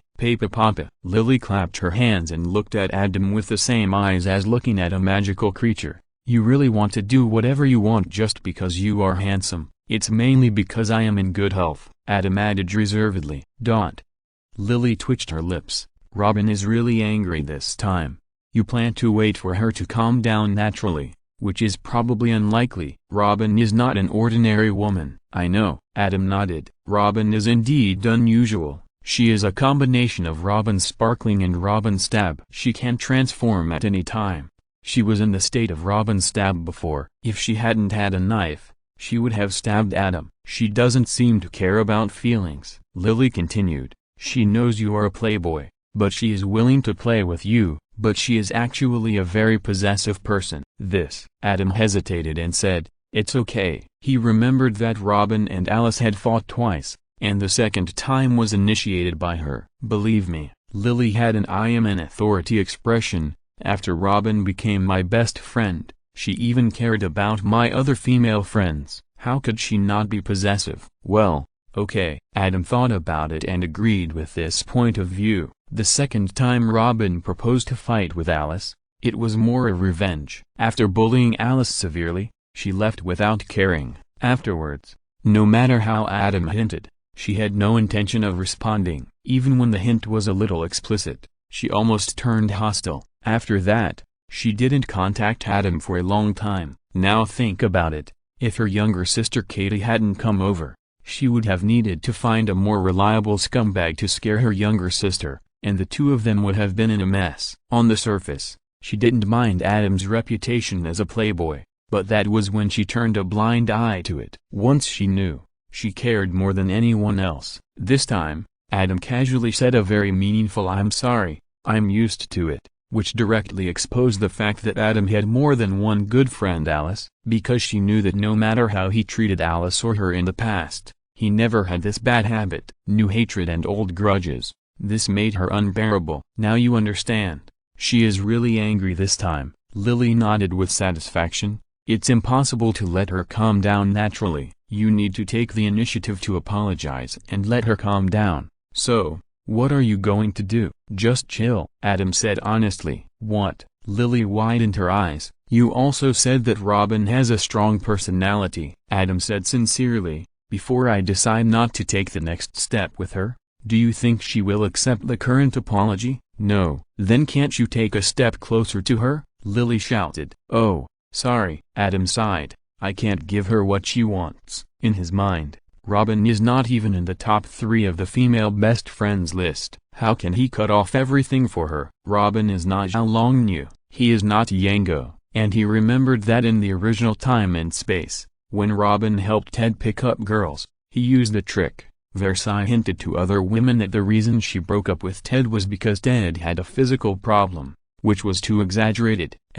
Ted was her nonsense. But Adam really had a physical problem. One drink and one bite. Is it predestined? This can also be regarded as a proverb. Although it is in a parallel time and space, then you. Lily was very disappointed. Robin was her best friend, Adam was her good friend, and she naturally hoped that they would be together. Let it be. Adam smiled. You also said that Robin is not an ordinary woman. She doesn't need you to worry about her. Maybe I have become one of the long list of people who are tender and affectionate one second, but a dead person in her eyes the next second. You are such a bastard. Lily sighed. You know that your charm is so strong and completely different from others. My fault. Adam smiled. Okay, let's stop talking about this. Let's talk about you and Matthew. You can't have any problems. Lily's face suddenly froze. Chapter 612 Hurricane Rescue Old Friends Bar. Is there really a problem? Adam said with a smile. Let me guess. There are still many dreams that have not been realized, so you feel that getting married means completely cutting off these dreams, and you are a little reluctant? Yes, that's it. Lily's eyes widened. How did you know? Besides this, I really can't think of any problem between you and Matthew. A perfect match made in heaven. Adam teased, with the loving relationship between the two of you, like conjoined twins. It's impossible for you to cheat on her. Well, Lily hesitated for a moment. No way. Adam was shocked. You cheated on her? Although he had seen Matthew and Lily loving each other for their entire lives in his previous life, this world has more or less changed because of his butterfly effect. He really couldn't be sure that Lily would not cheat on him. Not really. Lily smiled bitterly. You guess that I have many unfulfilled dreams when I was a girl. Before I went to college, I had a boyfriend in high school, but he directly described to me the life of the future. I didn't want to be bound, so I broke up with him when I graduated. Then I met Matthew on the first day of college and described my dream to him. I want to travel to France, Spain, and Italy, simply enjoy life, and paint them all. Even if I have to serve dishes in a crappy cafe for 5 years, I don't care. I want to be a painter, a wild and uninhibited artist, and have a great lesbian love. Last night, while Robin was scolding you, I also told her about my troubles. She comforted me. What am I thinking? Adam breathed a sigh of relief. Matthew won't mind. That's not the point, Lily shouted. The point is what happened to me. Where did the girl who was full of dreams go? Because I didn't want to be bound by my boyfriend to realize my dream, I broke up with my boyfriend in high school, and then I met and fell in love with Matthew. Now I'm getting married. So many dreams, none of them have been realized. You have fulfilled your last dream, Adam said with a smile, a kiss of comfort from a friend. How can it be called a great lesbian love? Lily rolled her eyes. That's life, Adam reminded. Sometimes people think they want something, but it's not what they really want. Look at your 3 teenage dreams. The first one is traveling. You and Matthew can do it on your honeymoon. Believe me, traveling alone is boring, unless you have the idea of having a date. The second one is to be a wild and uninhibited artist. Those who know this will understand. Are you sure you want to be an artist? Or do you want to live the wild and uninhibited chaotic life of an artist? The third one is to have a great lesbian love. Do you understand the pattern? What pattern? Lily didn't react for a moment. It's all related to the chaotic mind, Adam said meaningfully. It's normal to be full of wild fantasies when you are a girl, but there is a gap between imagination and reality that cannot be crossed. Once you cross it, it's hard to turn back. Do you really envy Barney's life? I'm not. Lily wanted to deny it. She had always criticized Barney's chaotic life. Now, the 3 teenage dreams that she had been obsessed with were similar to Barney's life to some extent, which made her a little embarrassed. So, it's just traveling, and just wanting to be an artist? Adam didn't mention the third dream, because that one, no matter how you put it, it's not easy to say that it's simple. Yes, that's it. Lily nodded quickly. Just traveling. As I said before, you and Matthew, whether it's a honeymoon or in the future, it's all possible.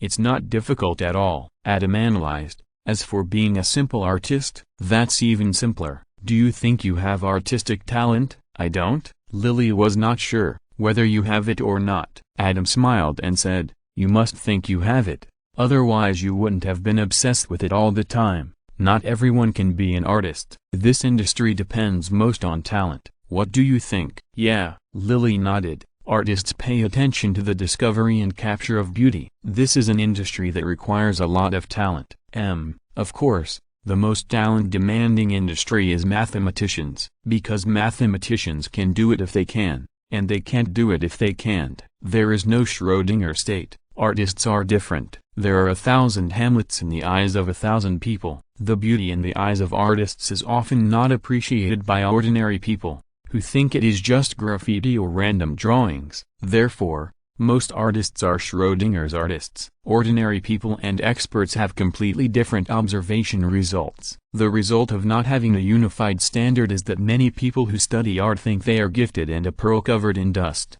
Once the dust is wiped off, they can immediately reach the peak of their lives. But in fact, this is all an illusion of I am invincible before I make a move and I can do everything once I am serious. Lily obviously also has this illusion. That's easy. Adam smiled and said, since this is an industry that requires great talent, your dream of becoming a great artist can actually be easily tested to see if it is possible to achieve it. I'll introduce you to a master painter, and let him see if you have talent. If yes, you can continue to fantasize. If not, then give up your fantasy as soon as possible and accept your dream life with Matthew. How many people in the world can meet the right person at the right time and place? The love between you and Matthew is enough to make 99.99% of the people in the world envious. Nothing is 100% perfect, so don't force it. If I don't take the test, you will definitely let the master hit me. Lily waved her hand unconfidently. I promise I won't lie. Adam raised his hand and said,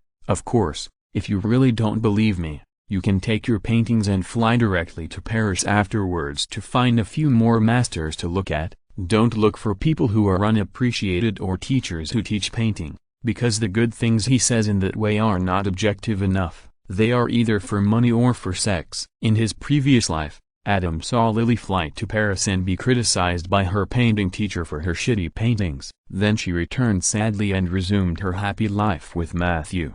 This is simply a deliberate beautification of reality. The reality is that even if Lily's paintings are shitty, the painting teacher will not directly criticize her like this, then take away Lily's brushes, say that he can't teach Lily with such a rubbish talent, and drive her away. Instead, he will only praise her for her good paintings and her obvious improvement day by day. Then let her keep going. Of course, she has to pay or make friends. Lily's determination to serve dishes in a crappy cafe for 5 years may really be realized with this kind of continuous improvement encouragement. Then one day, she realized that she had lost both her money and her life. It was too late to regret then. After all, no one can live without anyone else. Time can erase everything. As a friend, Adam naturally couldn't watch Lily go astray. God knows, with his butterfly wings flapping, in this world where American TV series and movies are mixed, will Lily still meet the kind-hearted person who directly criticized her for having no talent? It would be fine if she was fooled and really just served dishes there chasing her dreams. It would be troublesome if she needed hurricane rescue. P.S. Thank you for the reward from Yi Huang Hun. Chapter 613 Robin Uncompromising. Old friend Bar. I'd better not. Lily still didn't want to. See, Adam smiled and said, what you think you want may not be what you really want. Otherwise, how could Lily Aldrin, who is always cheerful and generous and can shout you are all lecturers to everyone after pouring beer into her mouth, shrink back like a little bitch? That's Ted. Lily was immediately unhappy when she heard it. When Ted met Robin on the first day and broke up, Robin hinted that he could kiss goodbye, but Ted, who had always been a playboy, was in the state of pursuing his true love at this time, so he was restrained and didn't dare to step forward.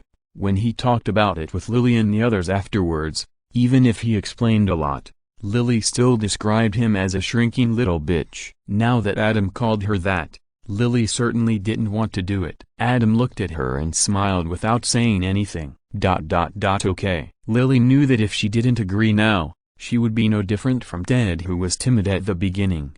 So she had to agree. But what should I paint? Just paint your wedding with Matthew. Adam smiled and said, art also requires true feelings to move people more. Your feelings for Matthew are real. If you paint with them, it can definitely be considered as full of emotions. If this painting can't move the master, then it means that you really don't have any talent. What do you think? Yeah, Lily nodded helplessly. The original confidence and fantasy, forced by Adam, suddenly fell apart. Now she kind of understands where the girl full of dreams went. Before she even got started, she stopped at the gap between her dream and reality. After brushing past each other and going around in reality, she suddenly turned to this gap again. She looked towards her dream. The sky was clear and the rain had stopped. She felt that she could do it again, I am looking forward to your masterpiece. Adam smiled and said, by the way, is there anything I can help you with at the wedding? Lily didn't want to talk anymore. It was obvious that he didn't believe she would succeed. No, don't you really need me to book the Wandsmoot Hotel for you? Adam smiled. Wandsmoot, a gorgeous palace located on the Hudson River, is the dream place for many people to get married, so it is always full. Matthew and Lily both like it very much. However, their financial situation is not very good. Matthew is still studying law, and Lily used to have a lot of credit card overdrafts and was burdened with huge debts. Lily is not Monica. She will not be willing to give everything for a wedding. She can accept a simpler one. Therefore, they have been hesitant about whether to book Wandsmoot, even if Adam said he could help them jump the queue. Adam also respected their ideas. Matthew is not Chandler after all. We have already booked it, Lily said in a tangled way. I was still at work during the day, and Matthew suddenly called and said that someone had cancelled the reservation at Wandsmoot, and there was a vacancy 2 months later. I was very hesitant at first, but when Matthew mentioned Todd and Valerie, I got excited and agreed directly. You are still arguing with them. Adam was happy. It's them who are arguing with us, Lily said angrily. They are competing with us for everything. When preparing for a wedding, sometimes other prospective couples with similar tastes and conditions will appear, and then competition will arise. The couple that Lily and her friends met was Todd and Valerie. From wedding dresses to bands, to hotels, everything in the wedding preparation process, these two couples almost met each other, competing with each other, so that they quickly became the most familiar people from strangers. After all, the one who knows you best is your enemy, then you should be happy. Adam smiled and said, this time, the most important wedding venue in the wedding was snatched from them by you. That's right, Lily couldn't help but proudly said when she heard this. I didn't go to class at all, joined Matthew, and ran over, and just ran into them in the elevator. Who am I? Matthew ran down the stairs, and I slid down and pressed all the elevator buttons. How can they compete with us? Lily, you are a kindergarten teacher. Don't teach bad things to children. Adam complained. This is immoral. At the beginning of The Big Bang Theory, Leonard and Sheldon went to help Penny get a TV, but they were blocked under the building without a key. One had an IQ of 187 and the other had an IQ of 173, and they were helpless. As a result, a group of Girl Scouts selling cookies came and slid on the call button, and then the door under the building opened automatically. In his previous life, Adam thought this was a special way to open the door of the building in the United States, because it was so seamless. But now think about it. This is clearly a way to force the residents in the building to open the door below and let them in by using the annoying method of the naughty child. Because the naughty child's hand slipped, the apartments of so many residents in the building sounded the reminder sound at the same time, and someone always opened it to save the annoyance of listening. The operation was too seamless, which gave Adam an illusion. Lily, the kindergarten teacher, must have started a bad thing. What are you talking about? Lily waved her hand and said, I only did it when I had no choice. Of course, I won't teach my students. I hope so. Adam expressed doubt. After chatting for a while, Adam urged Lily to go back to paint. It was only 2 months before their wedding. It would be better to break her dream of being an artist as soon as possible, and let her focus on the wedding as soon as possible. Otherwise, if she really showed it, although Matthew would understand her, he would inevitably feel sad in his heart. It was completely unnecessary. Lily wanted to stay for a few drinks,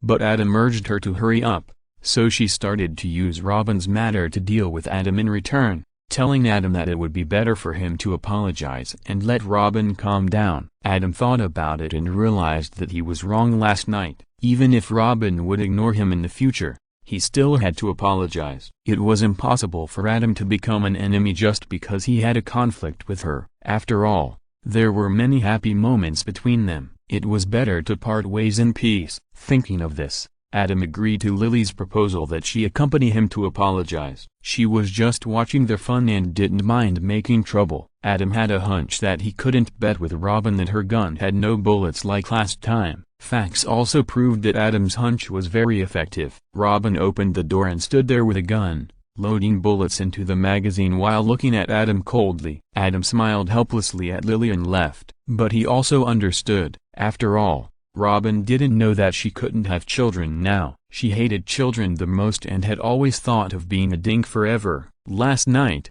when they were in love, Adam's hateful behavior despite her firm opposition really made her explode. Although Plan B was effective, it was not 100% effective. The next month will be a month of fear for her.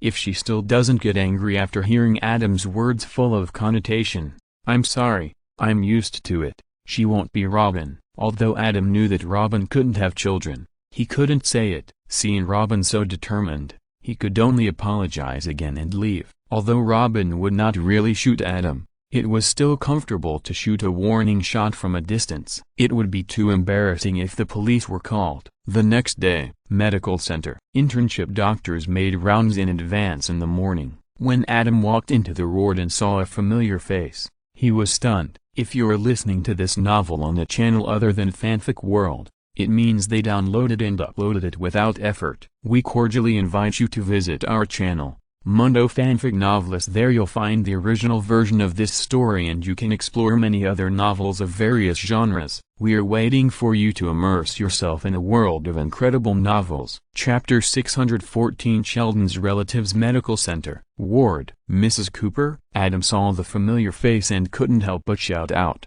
"Why are you here, Mrs. Cooper?" The middle-aged woman lying on the bed looked at Adam in surprise. "Do you know Mary Cooper? You are not Mrs. Cooper." Adam reacted at this time and nodded. "I am good friends with Mrs. Cooper's children." "You and Mrs. Cooper?" "I am Mary's cousin, Biddis." The middle-aged woman who looked exactly like Sheldon's mother forced a smile. It was obvious that the illness was tormenting her. Adam immediately took the medical record and took a look. Biddis, 4th, 45 years old, was hospitalized due to breathing difficulties. A malignant tumor was found in the lungs, and the cancer cells had metastasized to the bronchi and chest. Ms. Forth, Biddis interrupted, "Since you know Mary, you are also a friend. Tell me the truth. Can I still be saved?"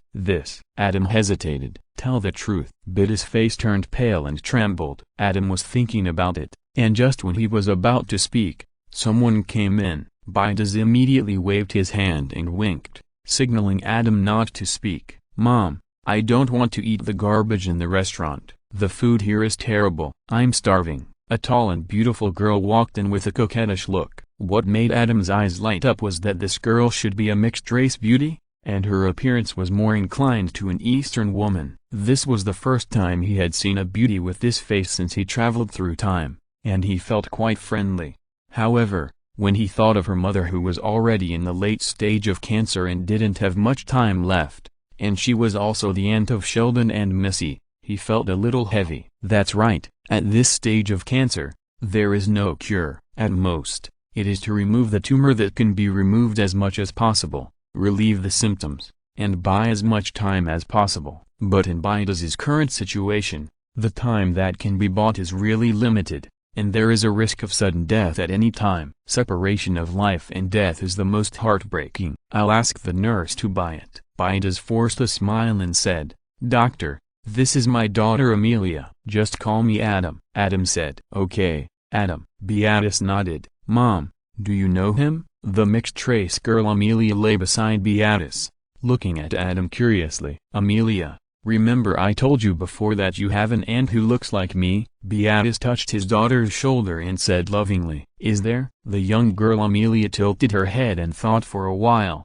then shouted, "Oh, it's the cousin you didn't get along with since childhood, right?" "Yes." Biddis smiled weakly. "She was just a fool. She was foolishly deceived by a gangster on a motorcycle and stayed in the small place of Galveston ever since. That's why you haven't seen her for almost 20 years. I don't know how she is doing. Mr. Cooper passed away," Adam introduced. They had 3 children, a boy and a pair of twins. The eldest son, George, was a business genius. He opened a tire store called Tire Doctor, and now has 3 chain stores. The second son, Sheldon, is my classmate and my good friend. He is a super genius. He went to high school at the age of 9, went to college at the age of 11, and got a doctorate at the age of 15. He is now studying for his second doctorate at the California Institute of Technology. The youngest daughter, Missy, is also very smart and is now studying at the Wharton School of Business. Mrs. Cooper works in the church herself. You know, she is a devout believer in God, so she is living a relatively smooth life. Very good, Beatrice murmured. She's better than me. Wow, I actually have such amazing cousins, the young girl Amelia exclaimed. Wharton School of Business is in Philadelphia, not far from here. I'll call Missy and ask her to come over. Can you meet her? Adam suggested tentatively. Is it okay? The young girl Amelia was very interested. Will it be too much trouble? Beatrice hesitated, but her eyes were happy to see it happen. Obviously, she also knew that her situation was not good, and she wanted to arrange a way out for her daughter who was still in high school. She was a single mother, and she could only rely on relatives and friends. Originally, her first choice was her friend, Aunt Sue of her daughter. But her daughter and Sue didn't get along well. It's not that Sue didn't love her daughter, but their tempers and personalities were not compatible. She had no choice before, so she could only ask Sue for help. But now she suddenly realized that she actually had a better choice. Although she and her cousin had been dirty since childhood, that was decades ago, and it felt like a lifetime ago. The children of my cousin are also outstanding, and my cousin is a devout believer in God. After all, they are relatives. If she can entrust her daughter to my cousin to raise, she can die with peace of mind. No, Adam smiled and said, Missy will definitely like Amelia very much, and Amelia will also like Missy very much. She is a very cool person. Really? Beatrice showed an expectant look. Yeah, Adam nodded. Since Sheldon was a child, Mrs. Cooper has focused most of her attention on Sheldon, which makes Missy very much want to have a sister to play with her. Dr. Duncan. While talking, Dr. Burke came to check on her, and Christina and the others followed in. Do you know her? Yes, Adam nodded and said, Miss Furs is the cousin of an elder of mine. Oh, Dr. Burke nodded. In that case, you will be responsible for Miss Furs. Okay. Adam took the responsibility. Then, Dr. Duncan, please tell me about Miss Furs's situation. Dr. Burke gestured. Doctor. Beatrice raised his voice and said to his daughter, Amelia, go eat something first. Mom, I'm not a child anymore. The young girl Amelia said coquettishly. I want to listen. Good boy. Beatrice had a stern face. Okay. The young girl Amelia stood up with a pout and walked out. Lena, take Amelia over and give her something she likes to eat. Adam instructed the nurse. Okay, Dr. Duncan. Nurse Lena agreed with a smile. After Amelia left, let's talk now, Beatrice said with a heavy face. Now we can only remove these tumors as much as possible to alleviate the condition, but we can't cure it. Adam introduced. Ms. Furs, do you have any opinion? Dr. Burke looked at Beatrice. How long can I live after the operation?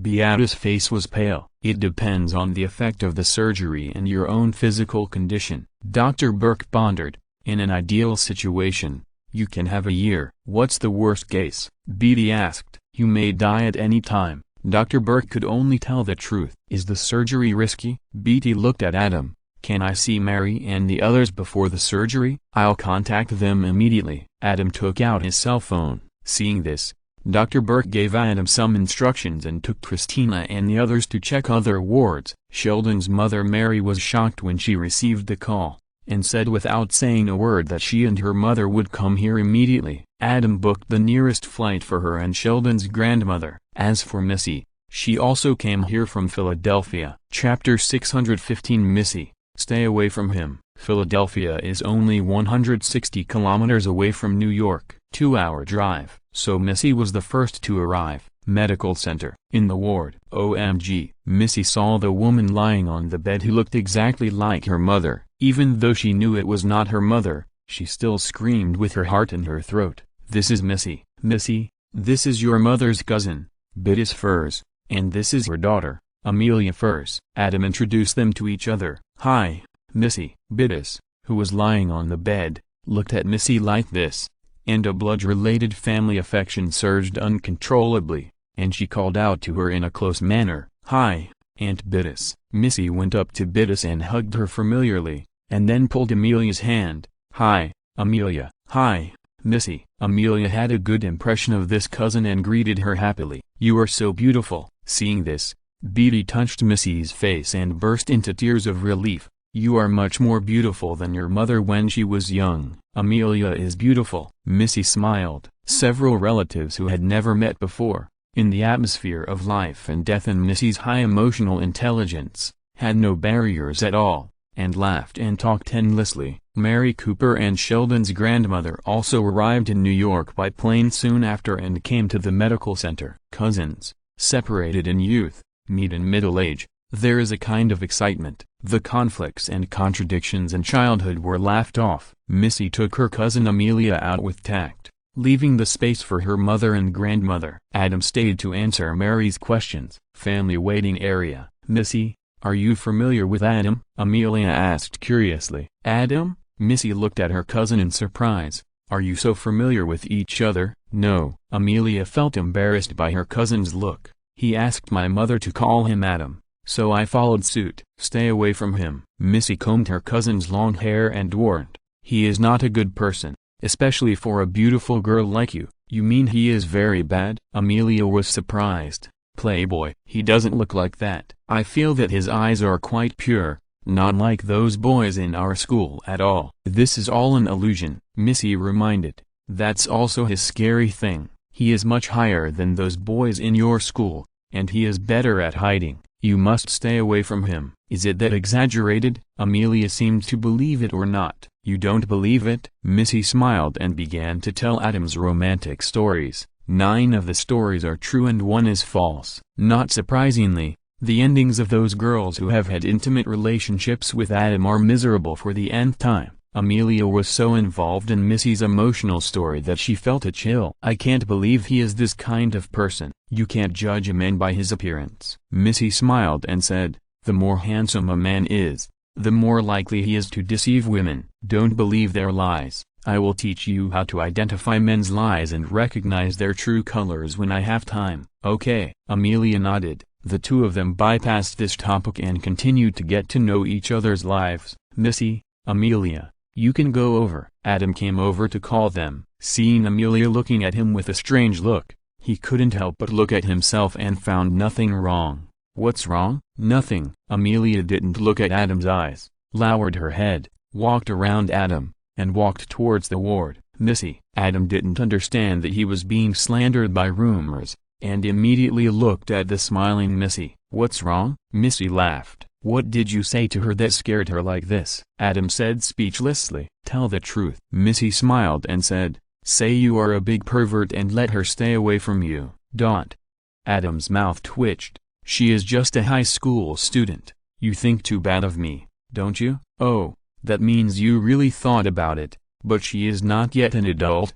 Missy narrowed her eyes. "Why is this plot so familiar?" "Oh, by the way, Peggy." "She was like this back then." "Now can you tell me what your relationship with Peggy is?" You are getting more and more naughty," Adam said awkwardly. "Peggy's matter was an accident. I didn't think about it at all." "Just make it up." Missy sneered. "I heard that you have a high-definition picture memory like Sheldon. How beautiful Peggy was in her teenage years. I don't need to describe it to you. At that time, you were a famous playboy in the school. If you had no relationship with Peggy, I would still have some trust in you. But now, do you believe what you said yourself?" "I believe it," Adam said sincerely. "I'm not lying to you. I really didn't have any thoughts about Peggy at that time." "You believe me," Juno testified. If Adam really had that thought at that time, Juno would not let him go. "Sure enough." Missy shook her head and said, "You are really getting better and better. You lie to yourself before you lie to others. Last time you couldn't say such a thing so frankly, but now you even believe it yourself." At the end of her words, she was very indignant. "I really can't understand why Peggy would like someone like you. What's that look in your eyes? You really care about Peggy ignoring you later?" Adam looked at Missy with a strange look. "Hey, man." Missy regained her composure and rolled her eyes at Adam. "You can think about everything in that way." While the two were talking, they had already arrived outside the ward. Standing outside, through the glass window, they looked at Amelia sitting on the bed, with her hand held by Beatrice. "In the ward. Study hard and improve your grades. Starting next year, You will have to take 2 advanced courses per semester if you want to go to a good university. Beatrice was explaining Amelia. Mom, this is a bit scary. No matter how cute and naive Amelia was, she understood something at this moment. You should listen to your Aunt Mary more in the future. Beatrice suppressed his sadness. Marry a good man, a man who is filial to his mother. Of course, if he still lives with his mother, get rid of him decisively. Mom, what are you talking about? I don't want to get married now. Amelia trembled. There will be such a day in the future. Beatrice forced a smile and said, when that day comes, just drink a glass of champagne, and then you have to drink water all night, because there is nothing more ugly than a drunk bride. Mom, I don't want to. Amelia's tears fell, and she was speechless and choked. Why do you tell me this? Dear, I'm very sick. Beatrice took a deep breath and told the truth. The doctor said I won't get better. With the arrival of Mary, everything that should be said was said, and Mary's statement also made her feel relieved. So before entering the operating room for surgery, she decided to tell the story in case she could never come out again. No, Amelia cried out. Look at me. Amelia, listen to me. This is very important. Beatrice said, one day in the future, you will have a child, and you will feel a heavy sense of responsibility for this little thing. You will always think about what to feed him, what school to send him to, whether to learn violin or piano. You will worry about whether you are doing the right thing, which is normal. But I want to tell you a secret. None of these are important. The most important thing is whether your child is happy. So if I am gone, you will be sad, but only for a while. You have to promise me that you will not be sad for too long.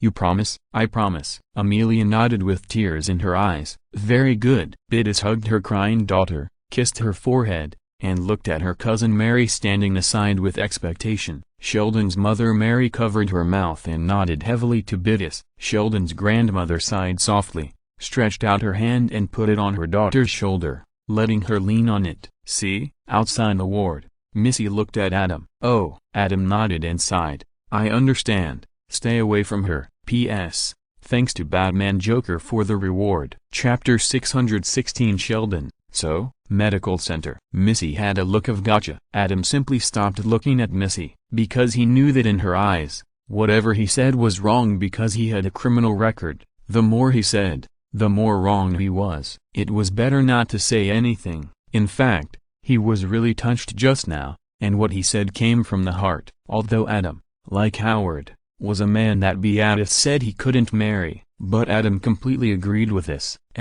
Especially Howard, who had been living with his mother and asked his mother to accompany him to the dentist when he was almost 30 years old. If he hadn't met his true love, Bernadette, he might have been destined to be alone. A mother who was about to die of illness was admonishing her underage daughter, and her words were full of the most simple maternal love. Anyone who had a positive attitude towards family affection would be touched when they really saw this scene. In Adam's previous life, his family, parents, brothers and sisters, and even cousins were all very harmonious. The same was true for Duncan's basketball team family in this life. Adam recognized family affection very much, and deeply felt that it was far more real and reliable than any love. Amelia's looks are indeed good, but Adam is not the Qin Shi Huang who is always saying oh, oh, oh, all oh. Otherwise, Missy would have followed in the footsteps of her two sisters-in-law, Veronica and Peggy. Well,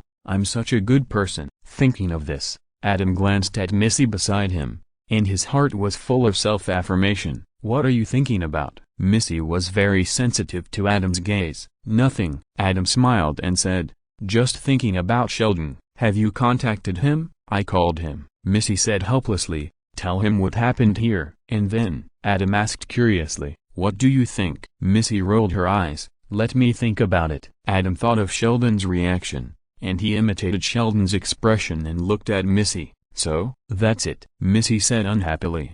I made it so clear that I just wanted him to come and see Aunt Beatrice, but he asked me this question directly, and I wanted to beat him up.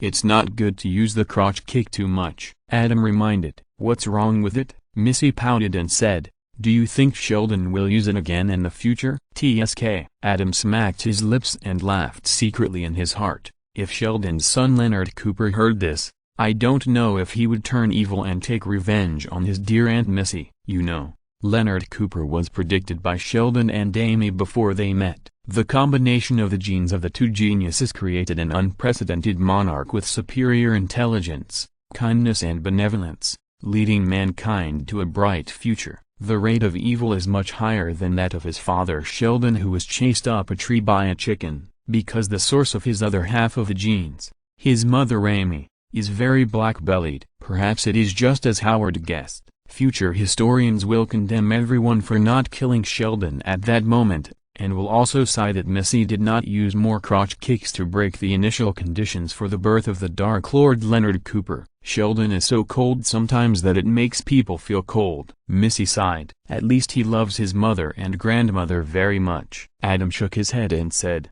it's normal for him to be a little cold to Biddis, an aunt he has never met. He doesn't love me and little George, Missy said unhappily. This is also easy to understand. Adam smiled and said, biologically, you and little George are his competitors, while his mother and grandmother are his caregivers. They are in different positions, so how can the relationship be the same? Genes are the most selfish, so he is a cold and selfish bastard. Missy gritted her teeth. Adam shrugged and said nothing. There is nothing wrong with what Missy said. If Sheldon didn't have enough appearance and enough pure cuteness, he would be beaten to death countless times when he was a child. With his temper, he would have been beaten to death countless times when he was a child. With Sheldon's super genius brain, it is hard to say whether he has already calculated his own strengths and weaknesses, and uses cuteness to commit crimes. You know, Sheldon's favorite animals are basically those animals that look cute and can melt people's hearts. When Leonard and others imagined themselves as the top animal army, Leonard and others were as cruel and powerful as possible, but Sheldon still imagined cute animals. Because those cute animals are cute enough, other opponents can't do it at all. In the end, he relied on cuteness to defeat all opponents and successfully reached the top. When Missy scolded Sheldon, Beatrice, who had a calm expression in the ward, also explained how to comfort her daughter. This formed a strong reflection with Sheldon's grandmother, who calmly hugged Sheldon's mother, who was sad and crying. A mother is strong and a mother is strong. It's really not a joke. If Beatrice can really survive and live until her daughter Amelia becomes a mother and she becomes a grandmother, maybe she will be a woman who lives a chic and transparent life like Sheldon's grandmother. Adam pushed the door in. I'm ready. Beatty smiled and said, I hope I can attend Amelia's birthday party again the day after tomorrow, Mom. Amelia burst into tears. Adam, can't this operation wait? Sheldon's mother Mary wiped her tears and said, wait until Amelia's birthday party is over the day after tomorrow? I'm afraid not. Adam shook his head and said, Beatty was hospitalized because of breathing difficulties. There is already a tumor blocking her bronchus. If it is not removed as soon as possible, she may suffocate again at any time. Seeing Amelia looking at him with tears in her eyes, Adam said, although this operation has certain risks, Dr. Burke and I are still very confident. After the operation, Beatty has a high chance of being able to attend Amelia's birthday party. Really? Beatty said in surprise. The chances are very high, but this birthday party can only be held in the hospital, Adam said, because after removing as much of the tumor as possible from your body, you need to stay in bed and stay in the hospital for observation to prevent infection and internal bleeding. Yes, Sheldon's mother Mary said, then we will celebrate Amelia's birthday together in this ward. Beatrice, you will definitely be able to attend. I'm looking forward to it. Beatrice touched her daughter's long hair, her eyes full of desire. If possible, she certainly wanted to accompany her daughter forever, but she knew that this was impossible. So, what she looked forward to most in her heart was to celebrate her daughter's birthday again, because this is her limit. Operating room. Alas, when opening Beatrice's chest cavity and seeing the metastatic tumor erosion inside that was far more serious than the CT scan, Adam sighed. The situation is not ideal. Dr. Burke glanced at Adam. After cleaning it up, there is only 1 month at most. Yeah, Adam nodded. Try to give her this month. Chapter 617. Sheldon feels aggrieved outside the operating room. Missy, Amelia, Mary, and Sheldon's grandmother were all waiting. Mary pulled Amelia to chat there, asking how Amelia had celebrated her birthday in previous years. and wanted to organize this birthday party to satisfy Amelia the most, because only when Amelia was satisfied, Beatty could be happy. Missy complained to her grandmother, saying that Sheldon was hateful. Sheldon's grandmother listened with a smile, and also complained about Sheldon a few words, but when Missy asked her to be fair and call Sheldon to scold him, she laughed it off again. Missy actually knew this, but she liked to do this kind of useless work since she was a child, because this is a way for her to declare her existence. Grandma also knew that she knew this, so she just listened happily. Missy also knew that her grandmother knew that she knew this. After all, everyone loves Sheldon, so no one really cares about these. This is just like some funny and embarrassing things of relatives and friends, which can be talked about year after year when they get together. Everyone laughs, the barriers disappear, and the atmosphere of closeness is immediately created. It's out. Although Missy was talking to her grandmother about Sheldon, she was always keeping an eye on the operating room. When she saw Adam's figure, she immediately raised her voice to remind him. "Adam, how is it?" Mary pulled Amelia over. "The operation was successful." Adam smiled and said, "You can go to see her later." "Thank God." The devout believer Mary immediately thanked the big boss and hugged Adam. "Thank you, Adam." "You're welcome." Adam smiled. Amelia stretched out her hand and wanted to hug Adam. Missy appeared between the two of them at some point and naturally accepted Amelia's hug. Adam's mouth twitched. Mary hugged her mother again. It's a tradition in American TV series. At this time, almost everyone has to hug each other one by one to express their excitement. Missy kept hugging Amelia, and when it was too long and her mother and grandmother had hugged her, it was about to be embarrassing, so she let go of Amelia. Then she turned around and hugged Adam. Adam didn't know whether to laugh or cry, and whispered, "Do you think it's that serious?" "Yes." Missy smiled and said, "Why, am I worse than Amelia?" Adam stopped talking, and just hugged Missy back with both hands. Ahem. Sheldon's grandmother also hugged Amelia. Mary, who was left alone, finally realized that something was wrong. She coughed lightly and reminded, "Adam, can you help us find a room so that we can stay with Bidis at night?" "Of course, no problem." Adam, who was naturally let go by Missy, smiled and said, "I have helped Bidis move to the VIP ward. It's big enough, and we can add 2 beds next to it." "That's great," Mary said happily. "There's something else I need to tell you," Adam said carefully. "Bad news?" Missy said worriedly. "Yeah." Adam glanced at everyone and his eyes fell on Amelia. Although the operation was successful and the tumor on the bronchus was removed, allowing Beatrice to breathe smoothly,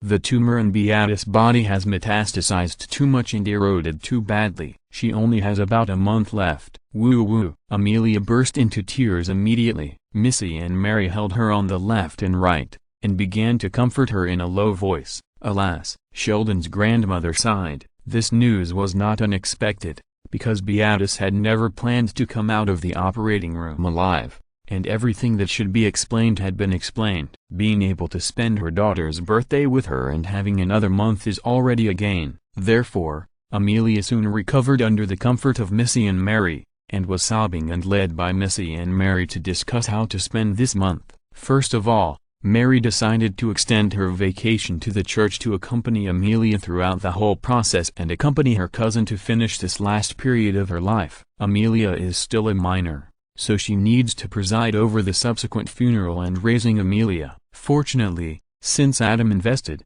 George's business is booming, and the Cooper family is not short of money, so they can do things according to their heart, without considering things like expenses. Missy is still in college, so she has to rush back at night and wait until Amelia's birthday the day after tomorrow to rush over. In the next month, she will come to accompany her mother and cousin every day off. As for Sheldon's grandmother, she said that you don't need to worry about her. She has somewhere to go, and she will appear when she is needed.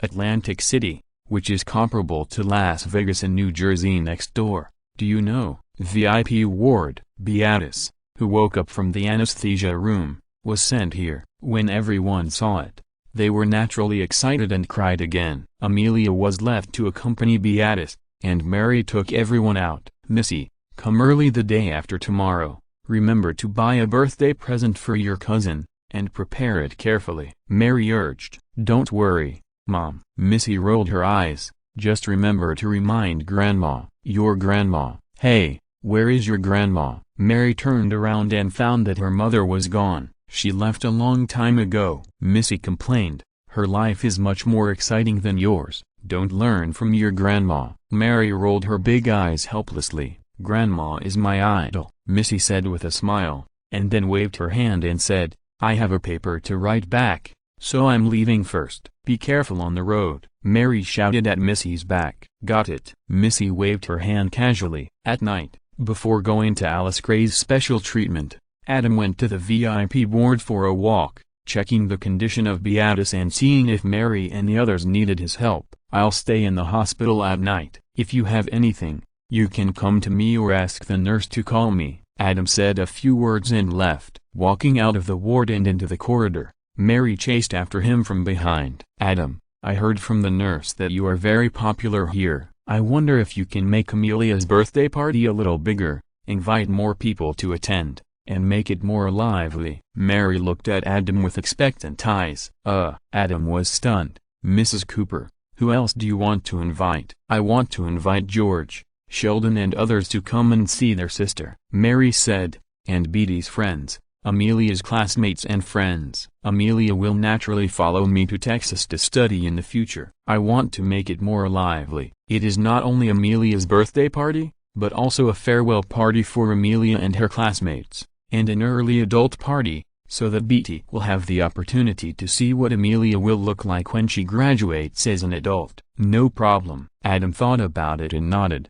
"I will talk to the director. He still has this face, and he is not setting a precedent." Last time, the director's niece had cancer and wanted to attend the party. The director later announced that all the surgical staff had to attend, and assigned George and others to follow the arrangements of his niece's classmates and help prepare their slightly immature parties in the hospital. Compared to the big party for the whole hospital, the one Mary wanted to hold was definitely a piece of cake. "Thank you, Adam." Mary was overjoyed. "You're welcome." Adam smiled and said, "But will Sheldon come?" "He dares not to come." Mary glared. "I'll call him now." Adam was not in a hurry to leave when he heard this. He stood aside with a smile and watched Mary call Sheldon. "Mom, I'm busy and I won't go." On the other end of the phone, Sheldon refused as expected. "Excuse me?" Mary said domineeringly. "Did I ask you?" "This is an order. You must come, and you must prepare a gift for your sister Amelia." "Mom, but..." On the other end of the phone, Sheldon wanted to resist. "No buts. You must come," Mary shouted. "Do you understand?" "Yes, madam." On the other end of the phone, Sheldon responded aggrievedly. Adam heard this and left with a smile.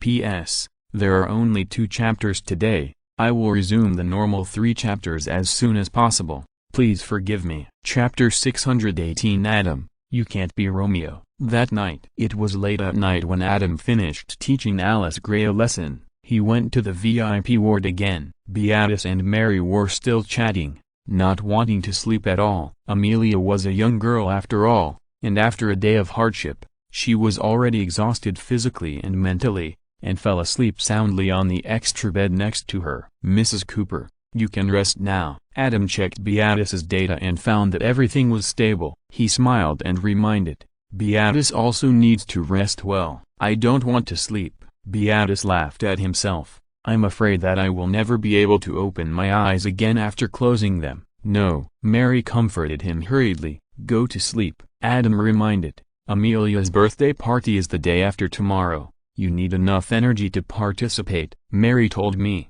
Beatrice said this, and he was even less sleepy. He looked at Adam gratefully. "I haven't thanked you for your help yet." "Thank you, Adam." "You're welcome." Adam smiled and said, "I have a close relationship with the Cooper family, and this is what I should do." "Yes," Mary agreed. "I have always regarded Adam as my own son or nephew, and we are all family." "Really?" Beatrice was a little surprised by Mary's statement. "Yes." Adam smiled and agreed. "Sheldon and I are best friends, and I have a good relationship with George and Missy. I often played at the Cooper family in high school." "Adam is very good," Mary said meaningfully. "If he hadn't been a couple with Peggy, who is even better, I would have wanted him to be my son-in-law. What a pity.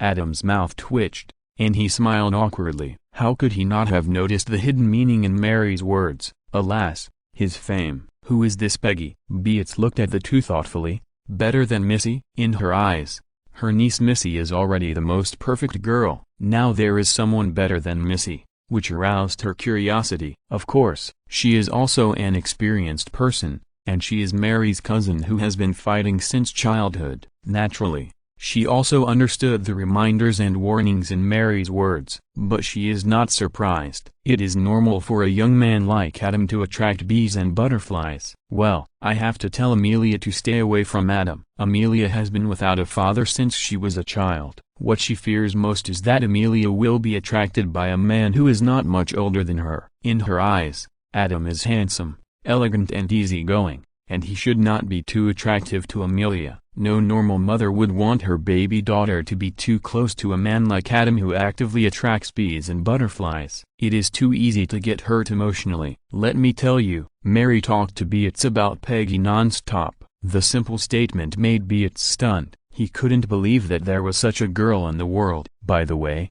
you'll see her at the birthday party the day after tomorrow. Mary first said something to Beatrice, then looked at Adam. I remember Peggy is next door in New Jersey. Will she come to the party the day after tomorrow? Of course. Adam grinned. Sheldon is here. She will definitely come too. They are best friends. He felt deeply offended by the vigilant eyes of the two mothers looking at him. Is it really that important? He is really a good man. Otherwise, with his conditions, as long as he wants, what's the point of you staring at him? Is there a girl he can't pursue? Adam left unhappily. The next day, morning rounds. What do you think of gardenias? There are gardenias all over the mountains. We are in the flowers. Should we be careful of bees? The man lying on the bed looked seriously at Adam and the others who were lined up in a row. This is exactly why I love him.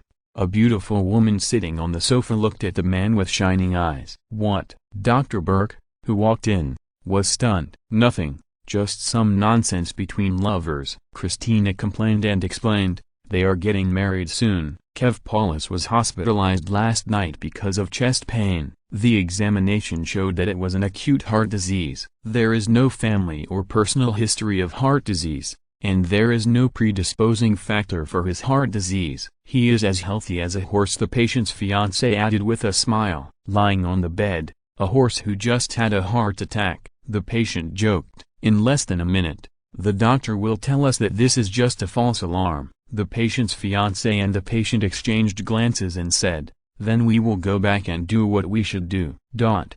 The interns standing in a row had different expressions. Christina was very impatient. Meredith was in a trance. George was full of envy. Adam smiled calmly. He had heard more nonsense before, so this was nothing. Mr. Paulus, the scan results show that there is a mass around your heart, a very large mass. Dr. Burke did not laugh, but looked at the medical record and said, mass? Is it a tumor? The patient was stunned. That's ridiculous. The patient's fiancé couldn't help but stand up and walked over. He can't have a tumor. He's so healthy. We can't be sure before further observation, Dr. Burke said cautiously. So today we're going to do angiography for you. Okay. The patient and his fiancé couldn't laugh anymore. Christina, you're in charge. Dr. Burke looked around at everyone and his eyes fell on Christina. Yes, Dr. Burke. Christina held her head high. Everyone filed out and continued their rounds. Noon, self-service restaurant. What's wrong? Adam stood at the door and talked to Amelia, who was passing by for a while. When he came over with the meal tray,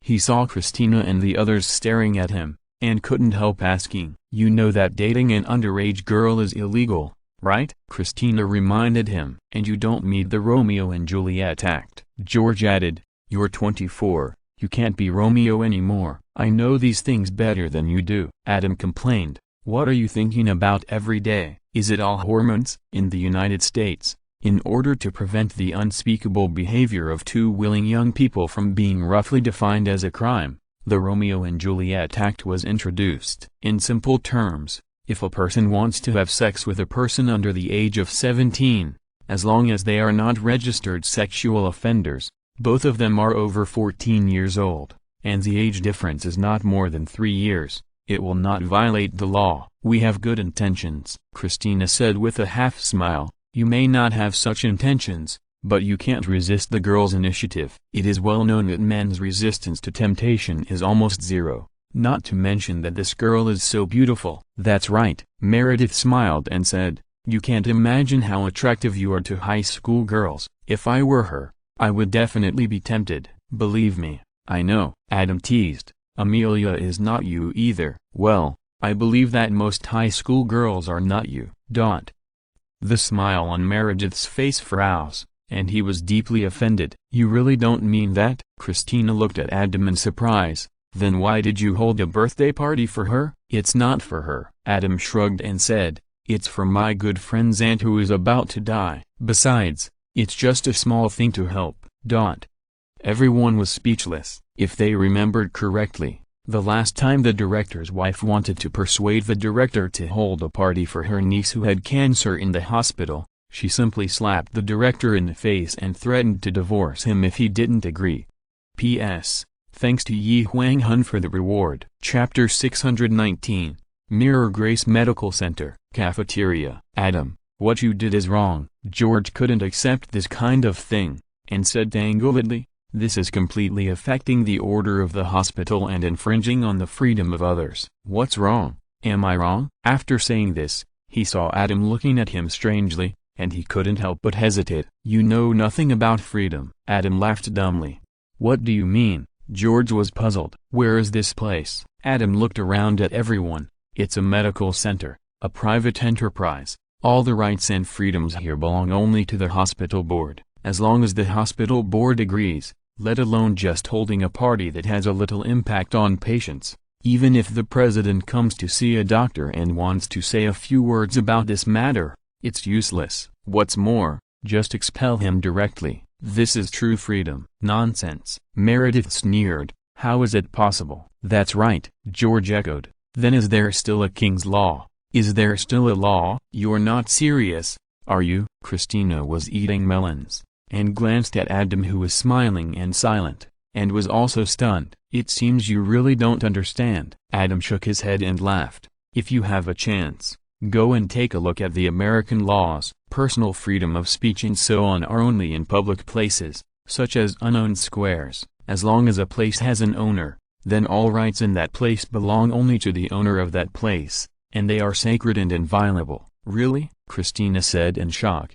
Doesn't that mean that as long as a person has enough money and buys the entire United States, he can do whatever he wants? In theory. That's right. Adam nodded, and couldn't help humming. In my territory, you have to listen to me, reap freedom, use power to find happiness, and start carving my personal characteristics. If you have money, you can do whatever you want. Christina murmured, this is fake. George shook his head and said, Adam, you are talking nonsense. I don't believe it. Believe it or not. Adam shrugged and changed the subject. Christina, how was the angiography of the patient with a heart mass this morning? Was it a tumor? It's a coronary artery aneurysm. Christina was much more rational than George and the others. Although she was shocked by her new understanding of Michaela's freedom, she quickly adjusted her mindset and suppressed the negative emotions that had overturned her three views. Coronary artery aneurysm, Adam said in surprise. You were lucky. That's right. Christina also laughed,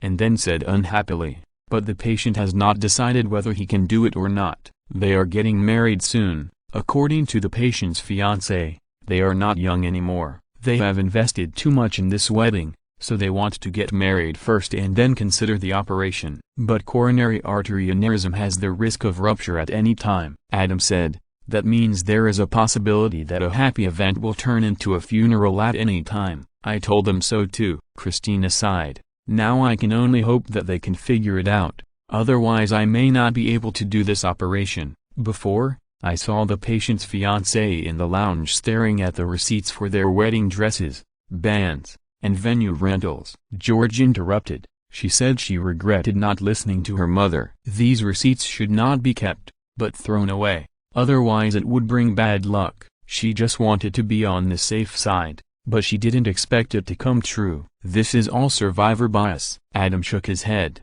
Alas, a happy fiancé, who was originally a happy fiancé, Who doesn't know what the future will be like? Meredith sighed. What did Dr. Burke say? Adam looked at Christina. Is the operation difficult? Not bad, Christina said nonchalantly. Burke is the best. If he can do the operation, the risk is minimal. Everyone finished eating, chatted for a while, and then got up and walked towards the ward. Everyone had their own things to do. Everyone walked through the corridor together. Christina arrived in front of the ward first. She greeted everyone and was about to go in to see what they were thinking. She ran into the patient's fiancé coming out. Can you tell Dr. Burke that Cave is going to have surgery? The patient's fiancé said to Christina. Of course. That's great. You've figured it out, Christina said happily. Where are you going? Adam looked at her bag and her strange look and guessed something. The patient's fiancé stammered. I can't face it.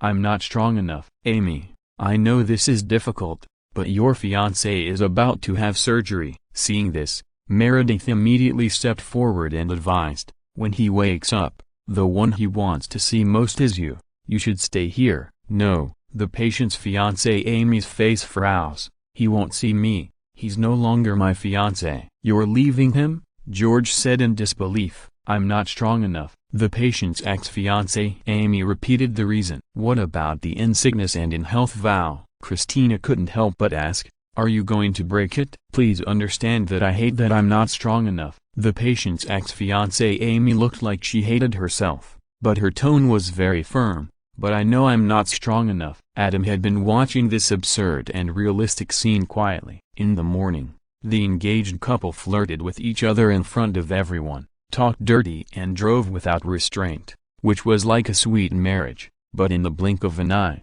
it became husband and wife are birds of a feather, but they fly away separately when disaster strikes. It was really a love in the mirror, and even more unbearable fame in the dream. Then he noticed the situation in the ward at the first time. Beep beep. The alarm in the ward sounded. The patient's heart stopped beating. He rushed in at the first time, followed by Christina. Call Dr. Burke quickly. His coronary aneurysm may have ruptured. Adam reminded. While everyone was busy saving people, Adam glanced at the patient's ex-fiancée Amy outside the ward, looked inside, and turned away. When Dr. Burke arrived and went to the operating room with Christina, everyone breathed a sigh of relief. Where's Amy? Is she really gone? It's already like this. What if she doesn't leave? Do you think the patient was stimulated by her? George said angrily. It's very likely. Adam nodded and said, coronary artery aneurysms, when stimulated, will increase the risk of rupture. Mr. Lubos has just been diagnosed with a coronary artery aneurysm, and then his beloved fiancée broke up with him at this time. With such a big stimulation, it is normal for a coronary artery aneurysm to rupture. Fortunately, she broke up with him in the hospital, otherwise outside. She is killing him in disguise. George was very angry. Fake, fake, all fake, Meredith murmured. In the morning, she was stimulated by the fiancé who drove openly and was stunned. In her mind, she directly replaced the two people with her and Dr. Shept. Who would have thought that just in the morning, she had a beautiful fantasy and was in a good mood. As soon as she turned around, such a thing happened. This made her more doubtful about whether love really exists. Of course, under such stimulation, she was naturally not Amy who stabbed in the back, but the patient who suffered a series of blows on the hospital bed and whose coronary artery aneurysm was stimulated to rupture. P.S. The latest panel of the protagonist, Wisdom, 182.6, Normal 100, 120 Excellent, 140 Genius, 180 Super Genius, Strength, 480, Normal 100, 200 Strong, 500 Super Strong, 1000 Not Human, Endurance, 660, Normal 100, 200 Excellent, 500 Just Show Off, 1000 Not Human, Speed, 180, Normal 100, 200 Excellent, 500 Just Show Off, 1000 Not Human, Lifespan, 36.23, Died Young, Normal 80, 100 Excellent, 150 Just Show Off, 200 Not Human. Chapter 620 Sheldon's Meeting Gift. Nightfall, Medical Center. Amelia, what are you doing here? Adam walked through the corridor and saw Amelia standing outside a ward, He walked over curiously. "He's crying." Amelia pointed into the ward. Adam looked inside and saw the patient who was abandoned by his fiancée lying there, crying silently. "Okay, let's go." Adam pulled Amelia and motioned her to follow him. "Aren't you going in to persuade him?" Amelia hesitated and said, "He looks pitiful. Some pains can only be endured silently by men." Adam sighed. "It's not good for outsiders to get involved." "What happened to him?" Amelia asked curiously. Adam said, "He is lucky. The operation was successful." "Ah!" Amelia exclaimed, "that's too much. He is so pitiful. He definitely doesn't want this kind of luck." "No." Adam shook his head. "You should think like this. Not only did he survive, but he also saw through the true face of his ex-fiancée in advance. Although he couldn't accept it at first, as long as he gets through it, he will feel lucky." Amelia was silent when she heard this, and murmured, "Yes, as long as he survives, he is the greatest luck." "Don't think too much." Adam smiled. "Tomorrow is your birthday party. Are you looking forward to it?" "I just want my mother to be happy." Amelia forced a smile. "Only if you are happy enough can she be happy." Adam reminded, "Tomorrow, Missy's two brothers, who are also your two brothers, George and Sheldon, will come over. It will be hard for you not to laugh then." "Why?" Amelia was puzzled. "Because Sheldon is very funny." Adam smiled. "Missy said he is very annoying," Amelia said worriedly. She already knew her future. After her mother died, she would be adopted by Aunt Mary, and she would have to face Mary's cousins. She had already met her cousin Missy, and she was easy to get along with, and she liked her very much. But she had never met either of her two cousins. From Missy, she learned that the eldest cousin George was fine, but the second cousin Sheldon made her worried. "Yes, he is very irritating." Adam smiled and said, "But he has no bad intentions, as long as you remember this. Don't care about his straightforwardness and offense, and then watch his every move. It will be full of fun." If you are really angry, you can find Missy. She will teach you how to get along with Sheldon. Believe me, as long as you find the right way, it is very easy to get along with him." "I hope so," Amelia said anxiously and expectantly. The next day, Amelia's birthday. The party was in the evening. In order to avoid affecting the patients in the hospital as much as possible, the decoration was not started until the afternoon. Even though Mary and the others were polite again and again, Adam still called professionals to help with the decoration.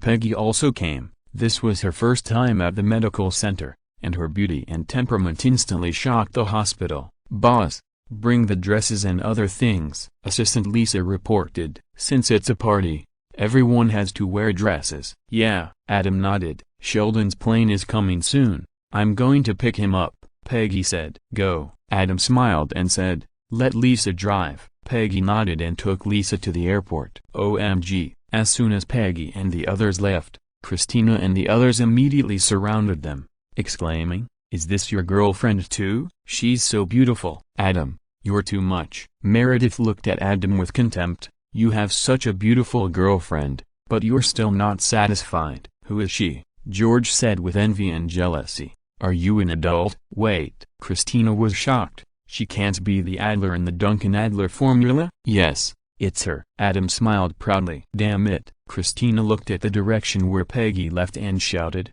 "Is there really someone who is both talented and beautiful? Will ordinary people be able to survive?" "She is the mathematician Dr. Adler." George was also stunned. "I don't know if she looks like an adult." This is too exaggerated, right?" "Of course she is an adult." Adam patted George on the head. "She just looks young." "Then how old is she?" Meredith couldn't help asking. This face full of collagen, delicate and tender, made her heart break. "Almost 19 years old," Adam said seriously. Everyone. "Sure enough, you are the one who understands the Romeo and Juliet act the most." Christina suddenly realized. "I see." George and Meredith also reacted. "You are accurate in timing, right?" "No." Adam waved his hand. "It's the party tonight. You all come to participate. It's more lively with more people. This is a party for young people. What's the point of us participating?" Meredith said boredly. "I don't want to go either." Christina echoed. They were really shocked. Adam didn't force it.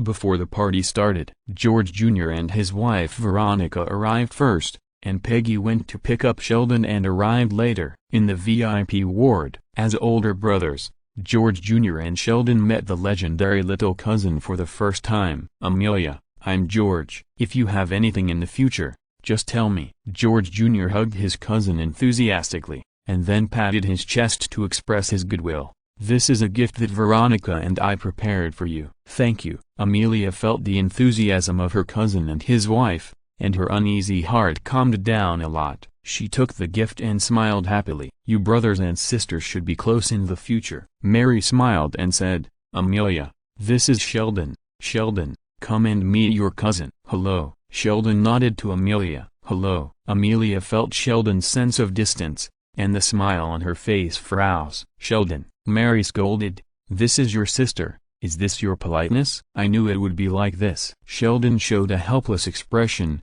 stepped forward, and stretched out his hand to Amelia. "Hello, cousin." "Hello, cousin." Amelia was a little confused. After a simple shake, Sheldon immediately withdrew his hand, then turned sideways, secretly took out the hand sanitizer in his pocket, squeezed out a little, and quietly washed there. While washing, he secretly looked at everyone, as if he was afraid that everyone would see. But how could such a big action be hidden? Everyone was watching his performance. Adam and Peggy's mouth corners rose at the same time. "Sheldon," Mary shouted angrily. "What's wrong?" Sheldon said nonchalantly, "I did everything you said, and I also prepared a gift." "What gift did you prepare?" Adam smiled and tried to smooth things over. "Here you go." Sheldon walked aside, took out a gift box and handed it to Amelia. "In order to prepare this gift for you, I first went to Rixia Electronics store, and then went to the comic book store,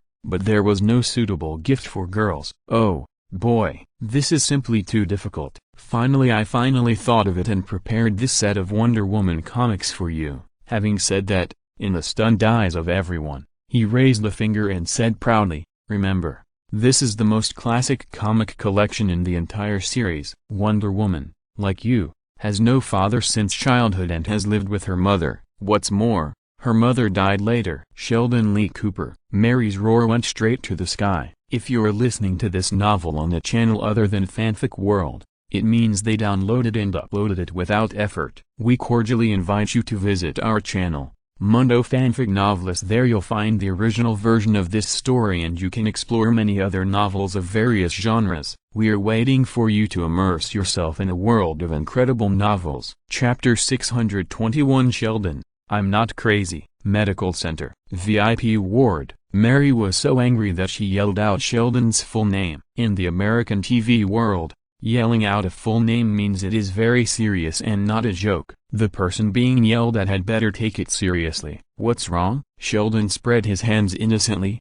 "This is a compliment." "Amelia, don't be angry." Missy immediately hugged Amelia, who was confused and aggrieved and about to cry. "Sheldon means that he wishes you to become Wonder Woman." Then she looked at Bidis, who looked a little unhappy, and Bidis, you may not know that Sheldon's favorite thing is to read comics, and the various superheroes in them are his idols, and Wonder Woman is the most powerful female superhero in the comic world. She experienced pain and setbacks, and finally grew into the most powerful female superhero in that world through her own efforts. She is a role model for all women. This is Sheldon's greatest blessing to Amelia. At this point, she glared at Sheldon again, and stretched her long legs forward slightly, full of threats. "Is that so, Sheldon?" "Of course it is, otherwise what else it means?" Sheldon habitually bent over and stretched out his hands to cover his front, then puzzled, and then stretched out his finger. "But I have to correct it. There is no conclusion yet on whether Wonder Woman is the most powerful female superhero in the comic world. Captain Marvel in Marvel Comics has an opinion on this." "Shut up,"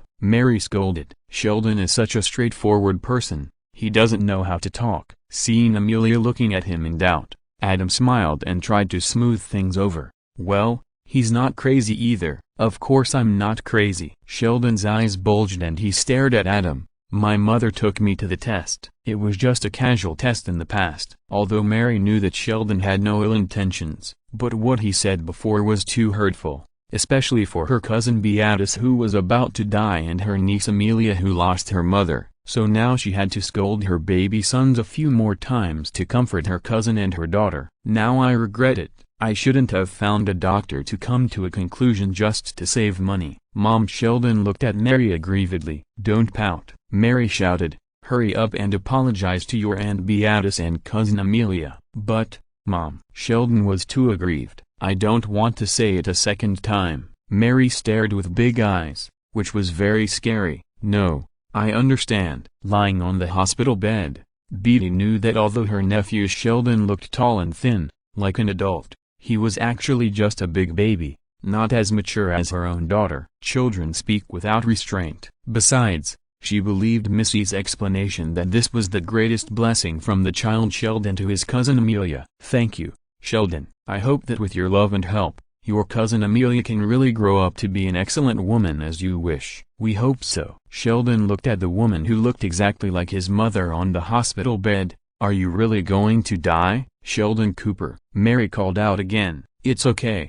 Mary." Beatty waved to interrupt Mary's scolding, and smiled at his big baby nephew Sheldon. "Yes, Sheldon, I'm going to die." Sheldon looked at Beatty, then at his mother Mary. The two identical faces made him feel strange. He said to Beatty seriously and childishly, "Can you not die? Everyone will die." Beatty was keenly aware of the changes in his nephew Sheldon's emotions. After completely understanding what kind of person Sheldon was, he smiled with relief and said, "But with you, our life has not been in vain. We are happy, and your happiness will be the continuation of our happiness, so you must be happy in the future." Mommy Sheldon's eyes swept back and forth between Beatty and his mother Mary. His powerful brain automatically evolved to realize that it was his mother Mary lying on the hospital bed. Then his whole face began to twitch and he cried directly. His little cousin Amelia was stunned. Little George and Missy turned their heads away, their eyes full of shame and disgust. Adam and Peggy raised their mouths again, watching the scene with a smile. "Oh, Sheldon." Mary saw that her son really started crying, and she didn't care about the hurtful words he had said before. She went forward to hug Sheldon, who was sobbing with his head down, and comforted him distressedly. "Don't cry, don't cry. Mommy, I love you." Sheldon buried his head in his mother's arms and cried, "You must not die. Mommy is here. Mommy won't die." Mary patted Sheldon's body and kissed him on the head. "Woo."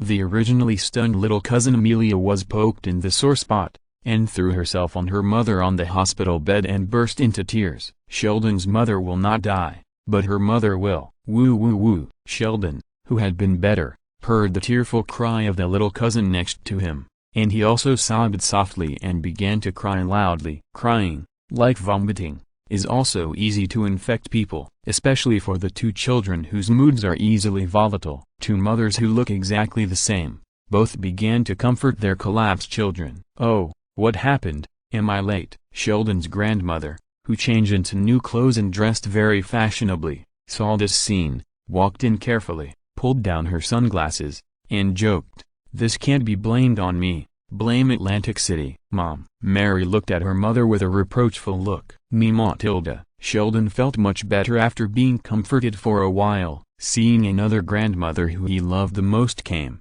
he looked at his grandmother with a crying voice. "What's wrong with you, Mpy?" Sheldon's grandmother looked at Sheldon dotingly. Whoever's child is loved by everyone. The reason why Sheldon loves his grandmother and mother the most is because his grandmother and mother also love him the most. "That's enough." Little George couldn't stand it anymore and said, "Today is Amelia's birthday party. We should be happy." "Sheldon, put away your tears. You are so old, and you still cry easily. Aren't you ashamed?" Little George Tilda. Mary and Sheldon's grandmother stared at little George at the same time. "Oh my God, this is my family." Missy covered her face. Peggy pushed Adam. "Ahem." Adam coughed lightly and started to smooth things over. He quickly calmed down this double ensemble crying scene, awarded the best actor Sheldon and the best actress Amelia, and after comforting them, he suggested that everyone go out to the party together. Because of her illness, Beatty will be pushed out to watch for a while when Amelia changes into a dress to dance. The rest of the time, she will stay in the ward and be accompanied by Mary. Wait. Just as everyone agreed with Adam's proposal and were about to go out with Adam, Sheldon, who had wiped his tears and poked his head out of Mary's arms, raised his hand to stop everyone. "What's wrong?" Everyone looked at Sheldon. "I haven't finished my detailed analysis of who is more powerful, Wonder Woman or Marvel Woman," Sheldon said seriously.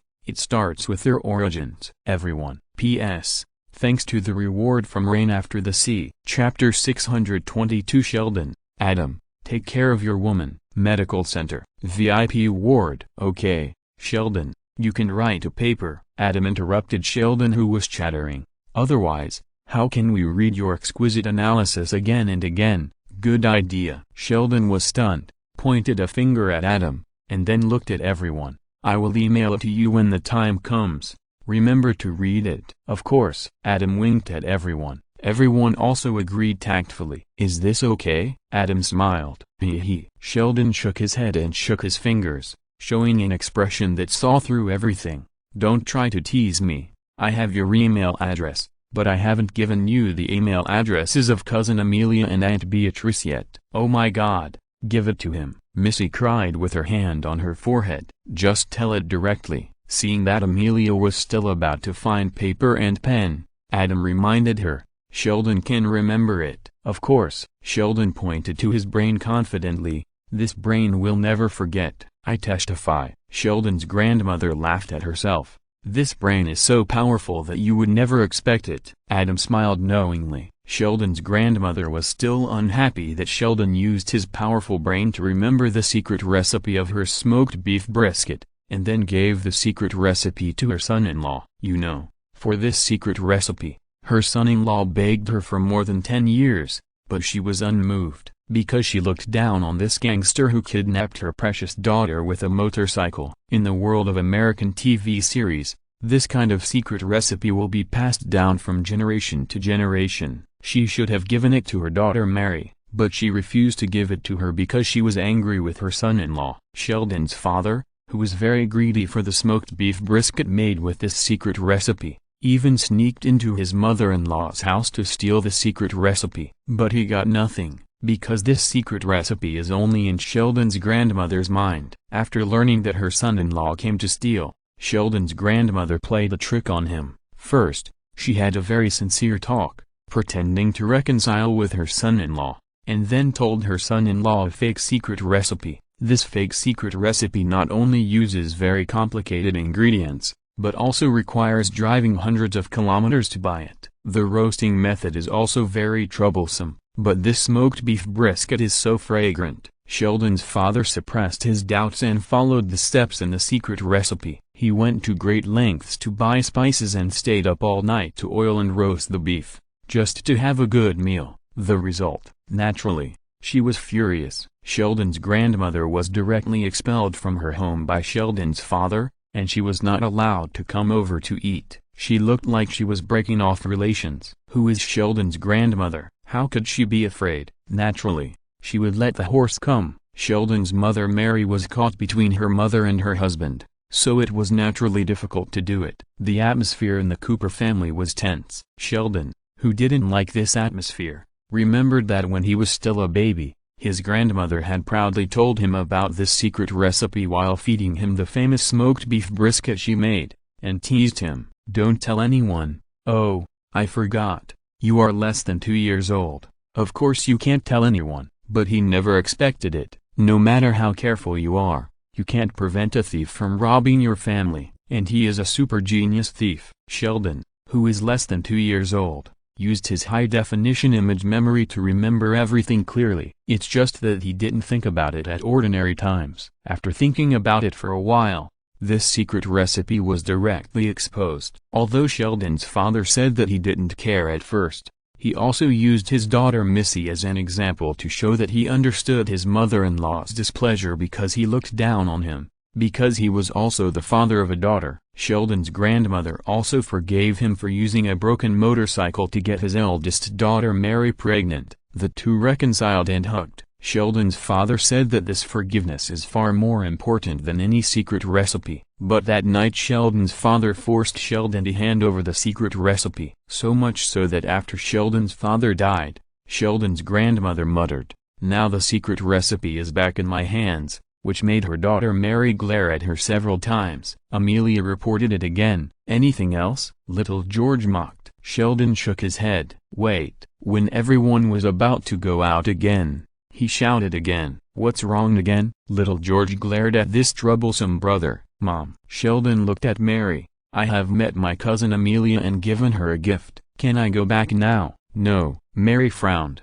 "Why don't you go to the party to play together? Look at your good friends Peggy and Adam. Aren't they here? Why are you in a hurry to leave?" "What's fun about the party?" Sheldon pouted and said. "This is not a costume party. As for Adam and Peggy, they have changed." "Why did they change?" Missy looked at Peggy and Adam, who stood together from beginning to end with dissatisfaction, and added fuel to the fire. "Ahem." Adam interrupted Sheldon before he could say anything embarrassing. "Sheldon, this isn't a costume party, but there will be awards at the party." "What awards?" Sheldon got excited all of a sudden. "Best Smile Award," Adam said seriously. "The first prize is a new Thomas engine." "New Thomas engine?" Sheldon couldn't help but put his hands together in front of him, looking at Adam nervously and expectantly. "Yes. Are you interested in competing?" Adam smiled. "Yeah, Tilda." Sheldon jumped up and showed his brightest smile. "Keep this smile." Adam pointed. "I think this smile has the potential to win the championship." "Is that so?" Sheldon's smile froze,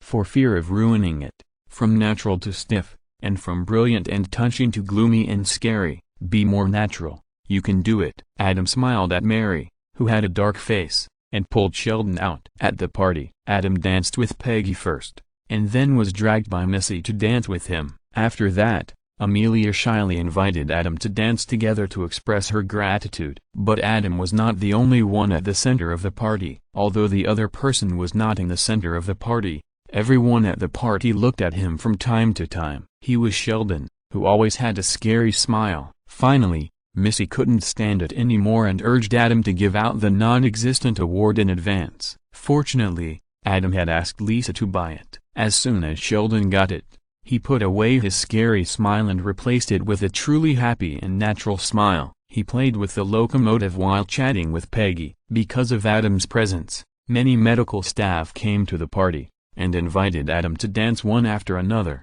After Adam finished dancing another song, he found that Sheldon and Peggy seemed to be arguing, so he quickly declined the invitation of the young nurse and walked over quickly. "What's wrong?" "Control your woman," Sheldon shouted with bulging eyes. "Do you know what she said?" "I invited her to leave here in a friendly way and go to a more interesting comic book store together, but she actually said that I was wasting my intelligence by going to the comic book store." Adam looked at Peggy. Peggy shrugged. "Adam, go ahead," Sheldon said angrily, "but before you say anything, I want you to know that I am very angry about this matter, so every word you say, if it is not 100% supported by your heart, will cause problems in our friendship. The blacklist is watching you, so keep an open mind and speak. Is that so?" "I support Peggy." Adam smiled. "Be careful, Adam," Sheldon reminded. "The friend of my enemy is also my enemy." "Really?" Adam smiled. "Of course," Sheldon said seriously. "You either obey me or go against me. You know that as the organizer of this party, I have the right to take back the honor and reward of the Best Smile Award." Adam smiled and looked at the Thomas the Tank Engine that Sheldon was holding in his arms. Sheldon was stunned, hugged the locomotive in his arms tightly, and was stunned for a few seconds. Maybe there is a third option. P.S. This paragraph is not easy to write. There are only 2 chapters today. Please forgive me. Chapter 623 Sheldon, No, Medical Center. The birthday party was a success. Everyone was very happy, including Sheldon, who loves to be loved. A Thomas the Tank Engine worth collecting is enough for him to love to be loved. Sheldon always regards other people as ants. According to this statement, he is a non-human higher being. But in fact, he is wrong, and he is wrong outrageously. He fully possesses the law of love, one of the essences of human beings. Therefore, he is still a person. Adam is not surprised by this. Looking back at Sheldon's life dozens of times, Sheldon's life is full of the law of love and various laws of instant heart. He said to Amelia before that Sheldon is easy to get along with as long as you find a way, but it is not a comforting word. As Sheldon said, either obey him or go against him. But in fact, Sheldon did not choose the third option in the end, but still the second option. It's just that under normal circumstances, if you choose the second option and go against Sheldon, Sheldon will use various small means to retaliate, including but not limited to mischief, self-harm and pretending to be pitiful. Sheldon's understanding and application of cuteness has reached perfection. If he fails to play tricks, he will be so cute that you can't bear it, so you will take the initiative to retreat, and automatically switch from the second state of going against him to the first state of following him. But unfortunately, he faced Adam, who knew him well and had enough means to make him in the second choice without revenge. Sheldon knew that this was not good, and he couldn't let too many people know this, otherwise it would increase the difficulty for him to change others' second choice to the first choice. But he was smart enough to know that Adam saw through him, and he was powerless to resist Adam's means. That's why he said that this was the third choice, a special case, and wanted to separate Adam's means of dealing with him from the second choice that he often turned to the first choice, and stop the loss and time. What a clever little ghost. This little clever ghost was very happy with Thomas the Tank Engine, until Peggy was unhappy with him and suggested playing chess together, and this simple happiness came to an abrupt end. In the peak showdown, Sheldon lost again. Fortunately, this is normal. Sheldon didn't flip the table directly like the first time, with dissatisfaction written all over his face, and wanted to do it again. You play with Adam, Peggy said with a smile. Neither of you can beat me. Whoever wins will play with me. Me and Adam? After Sheldon was stunned, a disdainful expression appeared on his face. He shook his head and laughed at Peggy's suggestion. Oh, Peggy. He and Peggy have always been at a disadvantage in the intellectual competition over the years. Whether in terms of scientific contempt chain or academic achievements, Peggy is better than him, so he is used to it. Moreover, Peggy is engaged in mathematics and he is engaged in physics. There is no direct confrontation and conflict between the two. Therefore, losing to Peggy in chess is not shameful. But now Peggy wants him to play chess with Adam, and she looks like she wants to see who will win between the two of them, which makes him full of disdain for Peggy's idea. Oh, Sheldon. Peggy smiled playfully. What do you want to say? I don't need to be so straightforward about this, right? Sheldon glanced at Adam and said to Peggy with a smile that deserved a slap, do you think you are going to win? Peggy laughed even more happily. Isn't it? Sheldon said with a matter-of-fact expression. Adam? Peggy looked at Adam. Isn't this a good idea? Adam smiled reservedly. He didn't care whether he won or not, but Sheldon might not be able to accept losing. If he beat Sheldon, I'm afraid Sheldon would make trouble again. Peggy leaned close to Adam's ear and said something. Really? Adam's eyes lit up, and he straightened up and got excited. It's true, if we beat Sheldon. Peggy laughed. We must win. Adam was full of energy. Sheldon, shall we start? It didn't matter if Sheldon, who couldn't afford to lose, made trouble. Anyway, his mother and grandmother were there, and there were people who could comfort him, so Adam didn't have to worry about it. You know, Peggy's initiative was very rare, and it was something Adam never expected, which made Adam very excited. And he knew that this was Peggy's resignation when she was very happy about the first reunion of the three of them after many years. If he missed this opportunity, he didn't know if he would have the chance to meet again in the future. Sheldon had to play this chess game. He said so. Do you really want to play with me? Sheldon stared at Adam with wide eyes. Why, don't you dare? Adam, who got Peggy's suggestion, changed his previous reserve and took the initiative to provoke. You chicken. Chicken means to retreat at the last minute in English. I think this statement is ridiculous. Sheldon shouted. Chickens are not timid creatures by nature. Have you forgotten that when I was a child, I was often chased by the chickens raised by my neighbors and climbed up the big elm tree in front of my house? I didn't forget. No one can forget it. Adam looked at Peggy, who was smiling beside him, and his heart was burning. He impatiently urged Sheldon, who didn't know how to grasp the key points. Do you want to play? You don't really dare, do you? Since you have decided to humiliate yourself, what else can I say? Sheldon shrugged. Adam sat in Peggy's position. Sheldon also wanted Adam to play white chess first. Adam glanced at Peggy. Guess. Peggy smiled and said, it's a fair match. She and Sheldon also guessed when they played, because whoever plays white first actually has a certain advantage. According to statistics, in the game between grandmasters, 53% of the games ended in a draw, 29% of the white chess pieces won when they played first, and 18% of the black chess pieces won when they played second. Guess. Adam didn't really care about fairness or unfairness, as long as he could win, but seeing what Peggy said, he knew that if he didn't use his true strength to defeat Sheldon, Peggy's proposal would be greatly discounted, which was not what he wanted. So he was ready to go all out and do his best. If it was the old Adam, even if his IQ reached the same level as Sheldon, it would be a fantasy to win Sheldon, because he would never think about this thing. But since he and Peggy became closer and closer, especially after Peggy started teaching Adam mathematics, he often liked to play chess with Adam. It felt like writing things after class,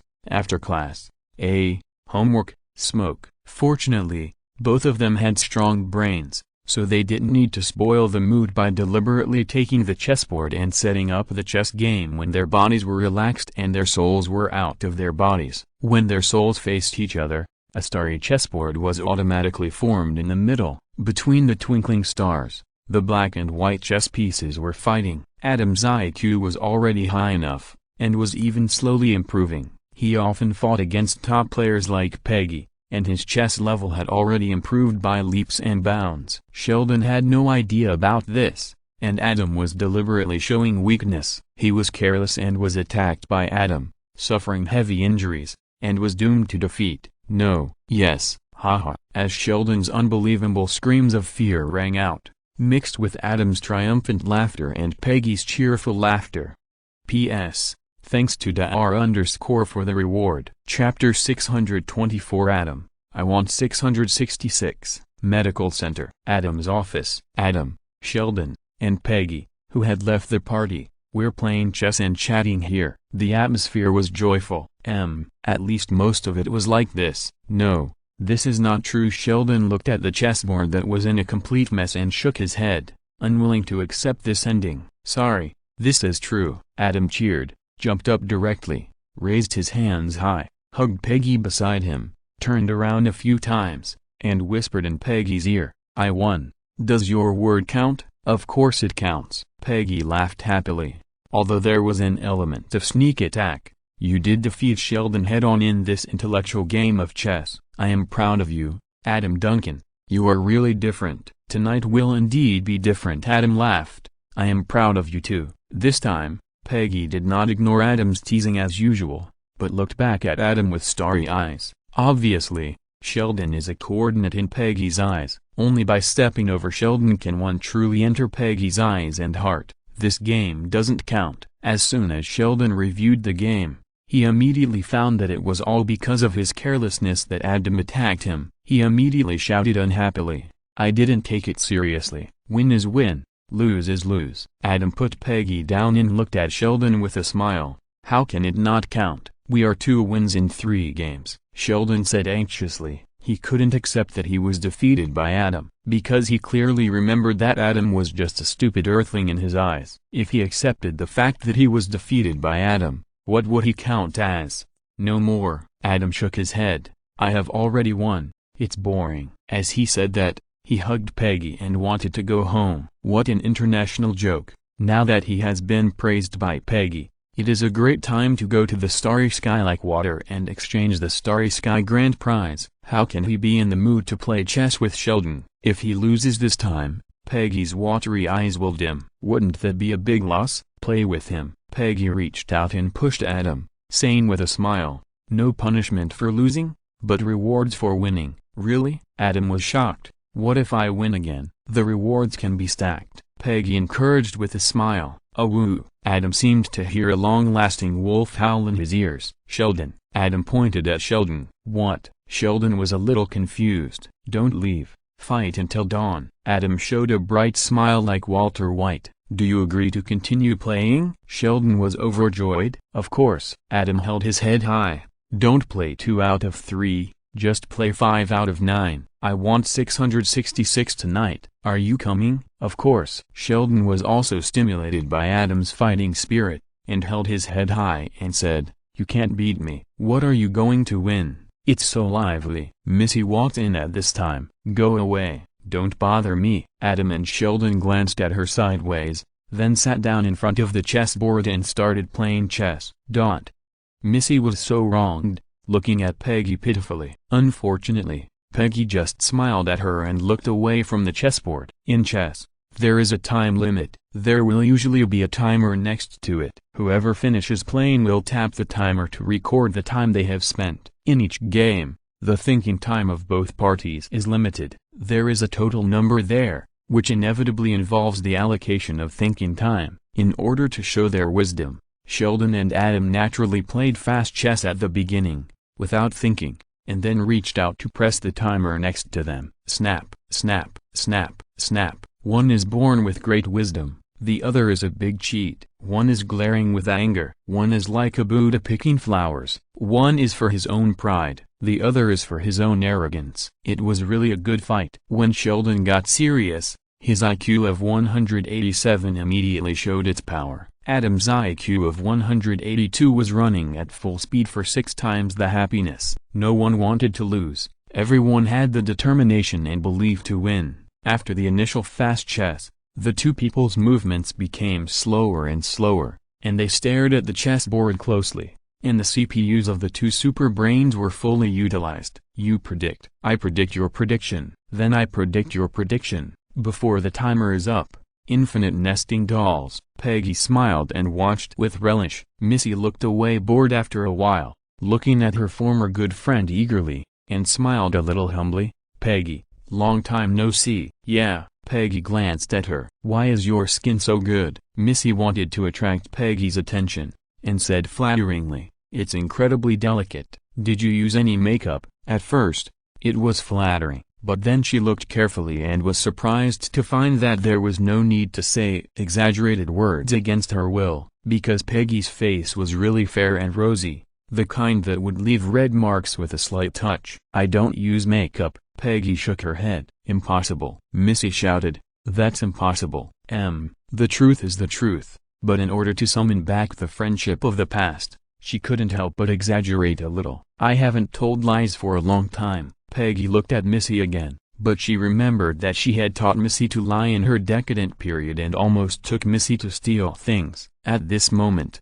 she was in a good mood. Seeing Missy like this, she said a few more words. "First, I'm too lazy to use it, and second, Adam doesn't like it either. He always says water lotus, saying that the natural state is the most beautiful. But your skin is really good." Missy was happy to see Peggy talking to her. "It feels better than when you were a child," which is obviously incredible. Time is a butcher's knife. Everyone has the best skin when they are children. As we age, the sun, wind and sun, unhealthy eating habits, slow metabolism, and other factors combine to make our skin slowly deteriorate, especially for Western girls. They develop early and age early. 12 or 13 years old is a very obvious dividing line for Western girls. Missy remembers Peggy's face when she was in her teens. That should have been the peak of Peggy's skin, but now 7 or 8 years have passed, and Peggy is about to turn 19. Not only has her skin not deteriorated, but it has surpassed the peak of her teens. This is unacceptable to her with normal skin. Is it better than when she was a child? Peggy was stunned. "If you don't mention it, you won't know. Once you mention it, you will be shocked." Missy woke Peggy up, and her super brain quickly projected her appearance over the years together, and carefully analyzed it frame by frame. Then she noticed the problem. Missy was really not exaggerating. Her skin is indeed getting better and better, as if it is growing backwards. And the time point of all this is after she turned 18, that is, in the past 6 months. Peggy glanced at Adam, who was concentrating on playing chess, and seemed to be thinking about something. "P.S. Thank you for your reward. Only 2 chapters today, please forgive me. I am used to updating 3 times, and suddenly I find that updating twice is so relaxing and comfortable. No, I will try my best to return to updating 3 times tomorrow. When I first put it on the shelves, I thought I could update 4 times. This person is so lazy. Maybe I will only update once or even not at all in the end. It is true that reading a book is much more enjoyable than writing it. Chapter 625 Sheldon, I am the first person on Mars. Medical Center. Adam's office. In the second game, Sheldon and Adam both tried their best, and neither of them wanted to lose. One was because he couldn't afford to lose, the other was because he didn't want to weaken the doubled happiness. When the chessboard reached the middle stage, the mentality of the two people was completely different. Adam saw that it was difficult to beat Sheldon, so he immediately adjusted his mentality from winning to maintaining a draw and hoping for a win, although there would be no punishment if he lost. But he really didn't want to lose tonight. In contrast, Sheldon's mentality was on the verge of collapse as the game became more and more stalemate. That's right, he was anxious. He was anxious. Specifically, he often stared at the chessboard with bulging eyes,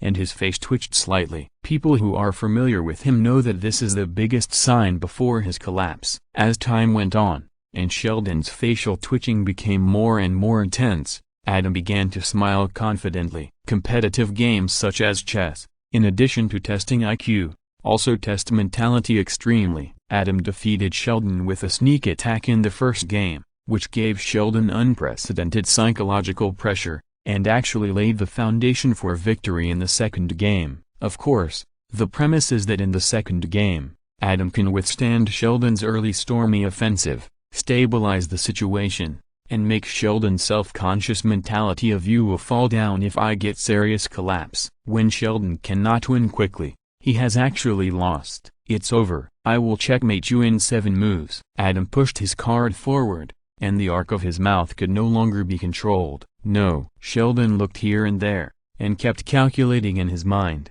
and found that what Adam said was indeed correct. No matter how he moved, Adam could checkmate him in at most 7 moves, which made him scream again like Sheldon in fear. Don't. Adam was about to celebrate with Peggy behind him, and his super senses immediately discovered Sheldon's pre-action to flip the chessboard. He was originally going to stop Sheldon, but at the critical moment, he held back. If defeating Sheldon in chess is a threshold, then forcing Sheldon to flip the table is another benchmark, because this is Sheldon's uncontrolled behavior after feeling extremely threatened by his IQ.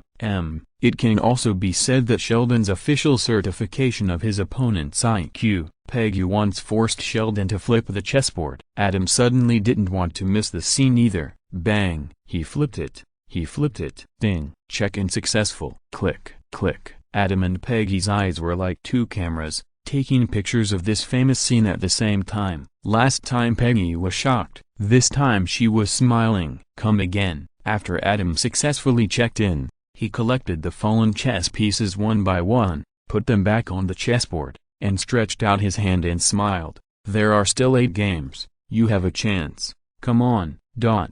Missy's mouth twitched, and she looked at Adam like she was looking at a devil. Forget it. Don't play this. Let's go back to the party and play. What's so fun about the party? Adam waved his hand and said, Sheldon, we agreed to fight until dawn.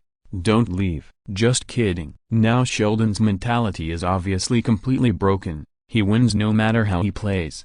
And winning a game is double the happiness. Sheldon sat there in a daze, ignoring everyone, and had long been cut off from the outside world. Forget it. Peggy shook her head and said, Sheldon has lost his fighting spirit. It's no fun to continue playing. Let's stop here tonight. No, Adam said unhappily. The reward mechanism is cancelled. Peggy glanced at Adam. Forget it. Adam said seriously, it's really boring to win against Sheldon like this. Let's stop here tonight. As he said that, he stood up and was about to pull Peggy away. Where are you going?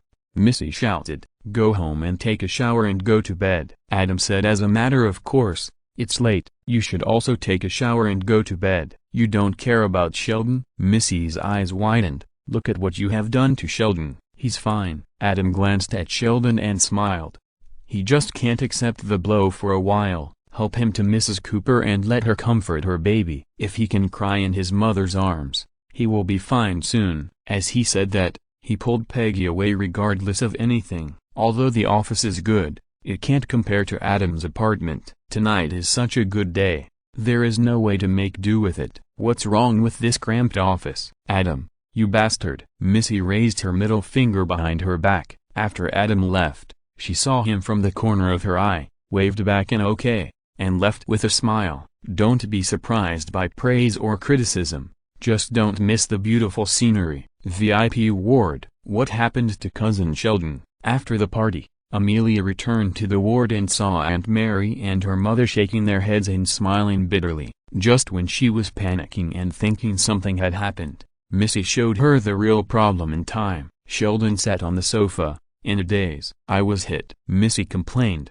I was hit by a bastard. Ma. Just when Amelia wanted to ask more, Sheldon, who had been in a daze, sighed and cried. 7 years, just 7 years. Sheldon murmured. Adam, this stupid earthling who couldn't even understand what I said, can now beat me in chess, a competitive game that tests IQ. Enough, Missy said impatiently. Adam will beat you if he beats you. It's not like no one has beaten you before. Peggy has beaten you every day since she was a child. What's the big deal? What do you know? Sheldon glanced at Missy. Peggy is just a woman, and Adam and I are both men. If one day in the future, Mars is going to be immigrated among the first group of people, Peggy will not snatch my title of the first man to immigrate to Mars, but Adam will become my direct competitor, and looking at the current situation, he has a far greater advantage than me.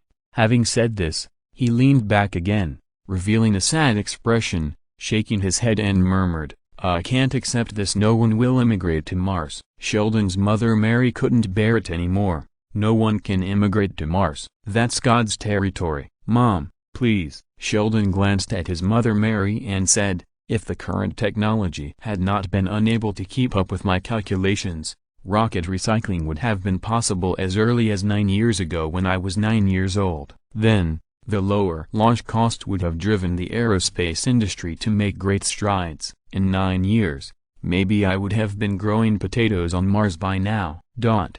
Little cousin Amelia opened her mouth wide, bewildered. She didn't understand what Sheldon was talking about at all. Seeing this, Missy told her about Sheldon's high school years when he was 9 years old and he went to NASA to slap the face of a NASA scientist who had come to the high school to give a speech. Little cousin Amelia looked at this cousin who was like a child, and was immediately full of admiration. My cousin is so awesome.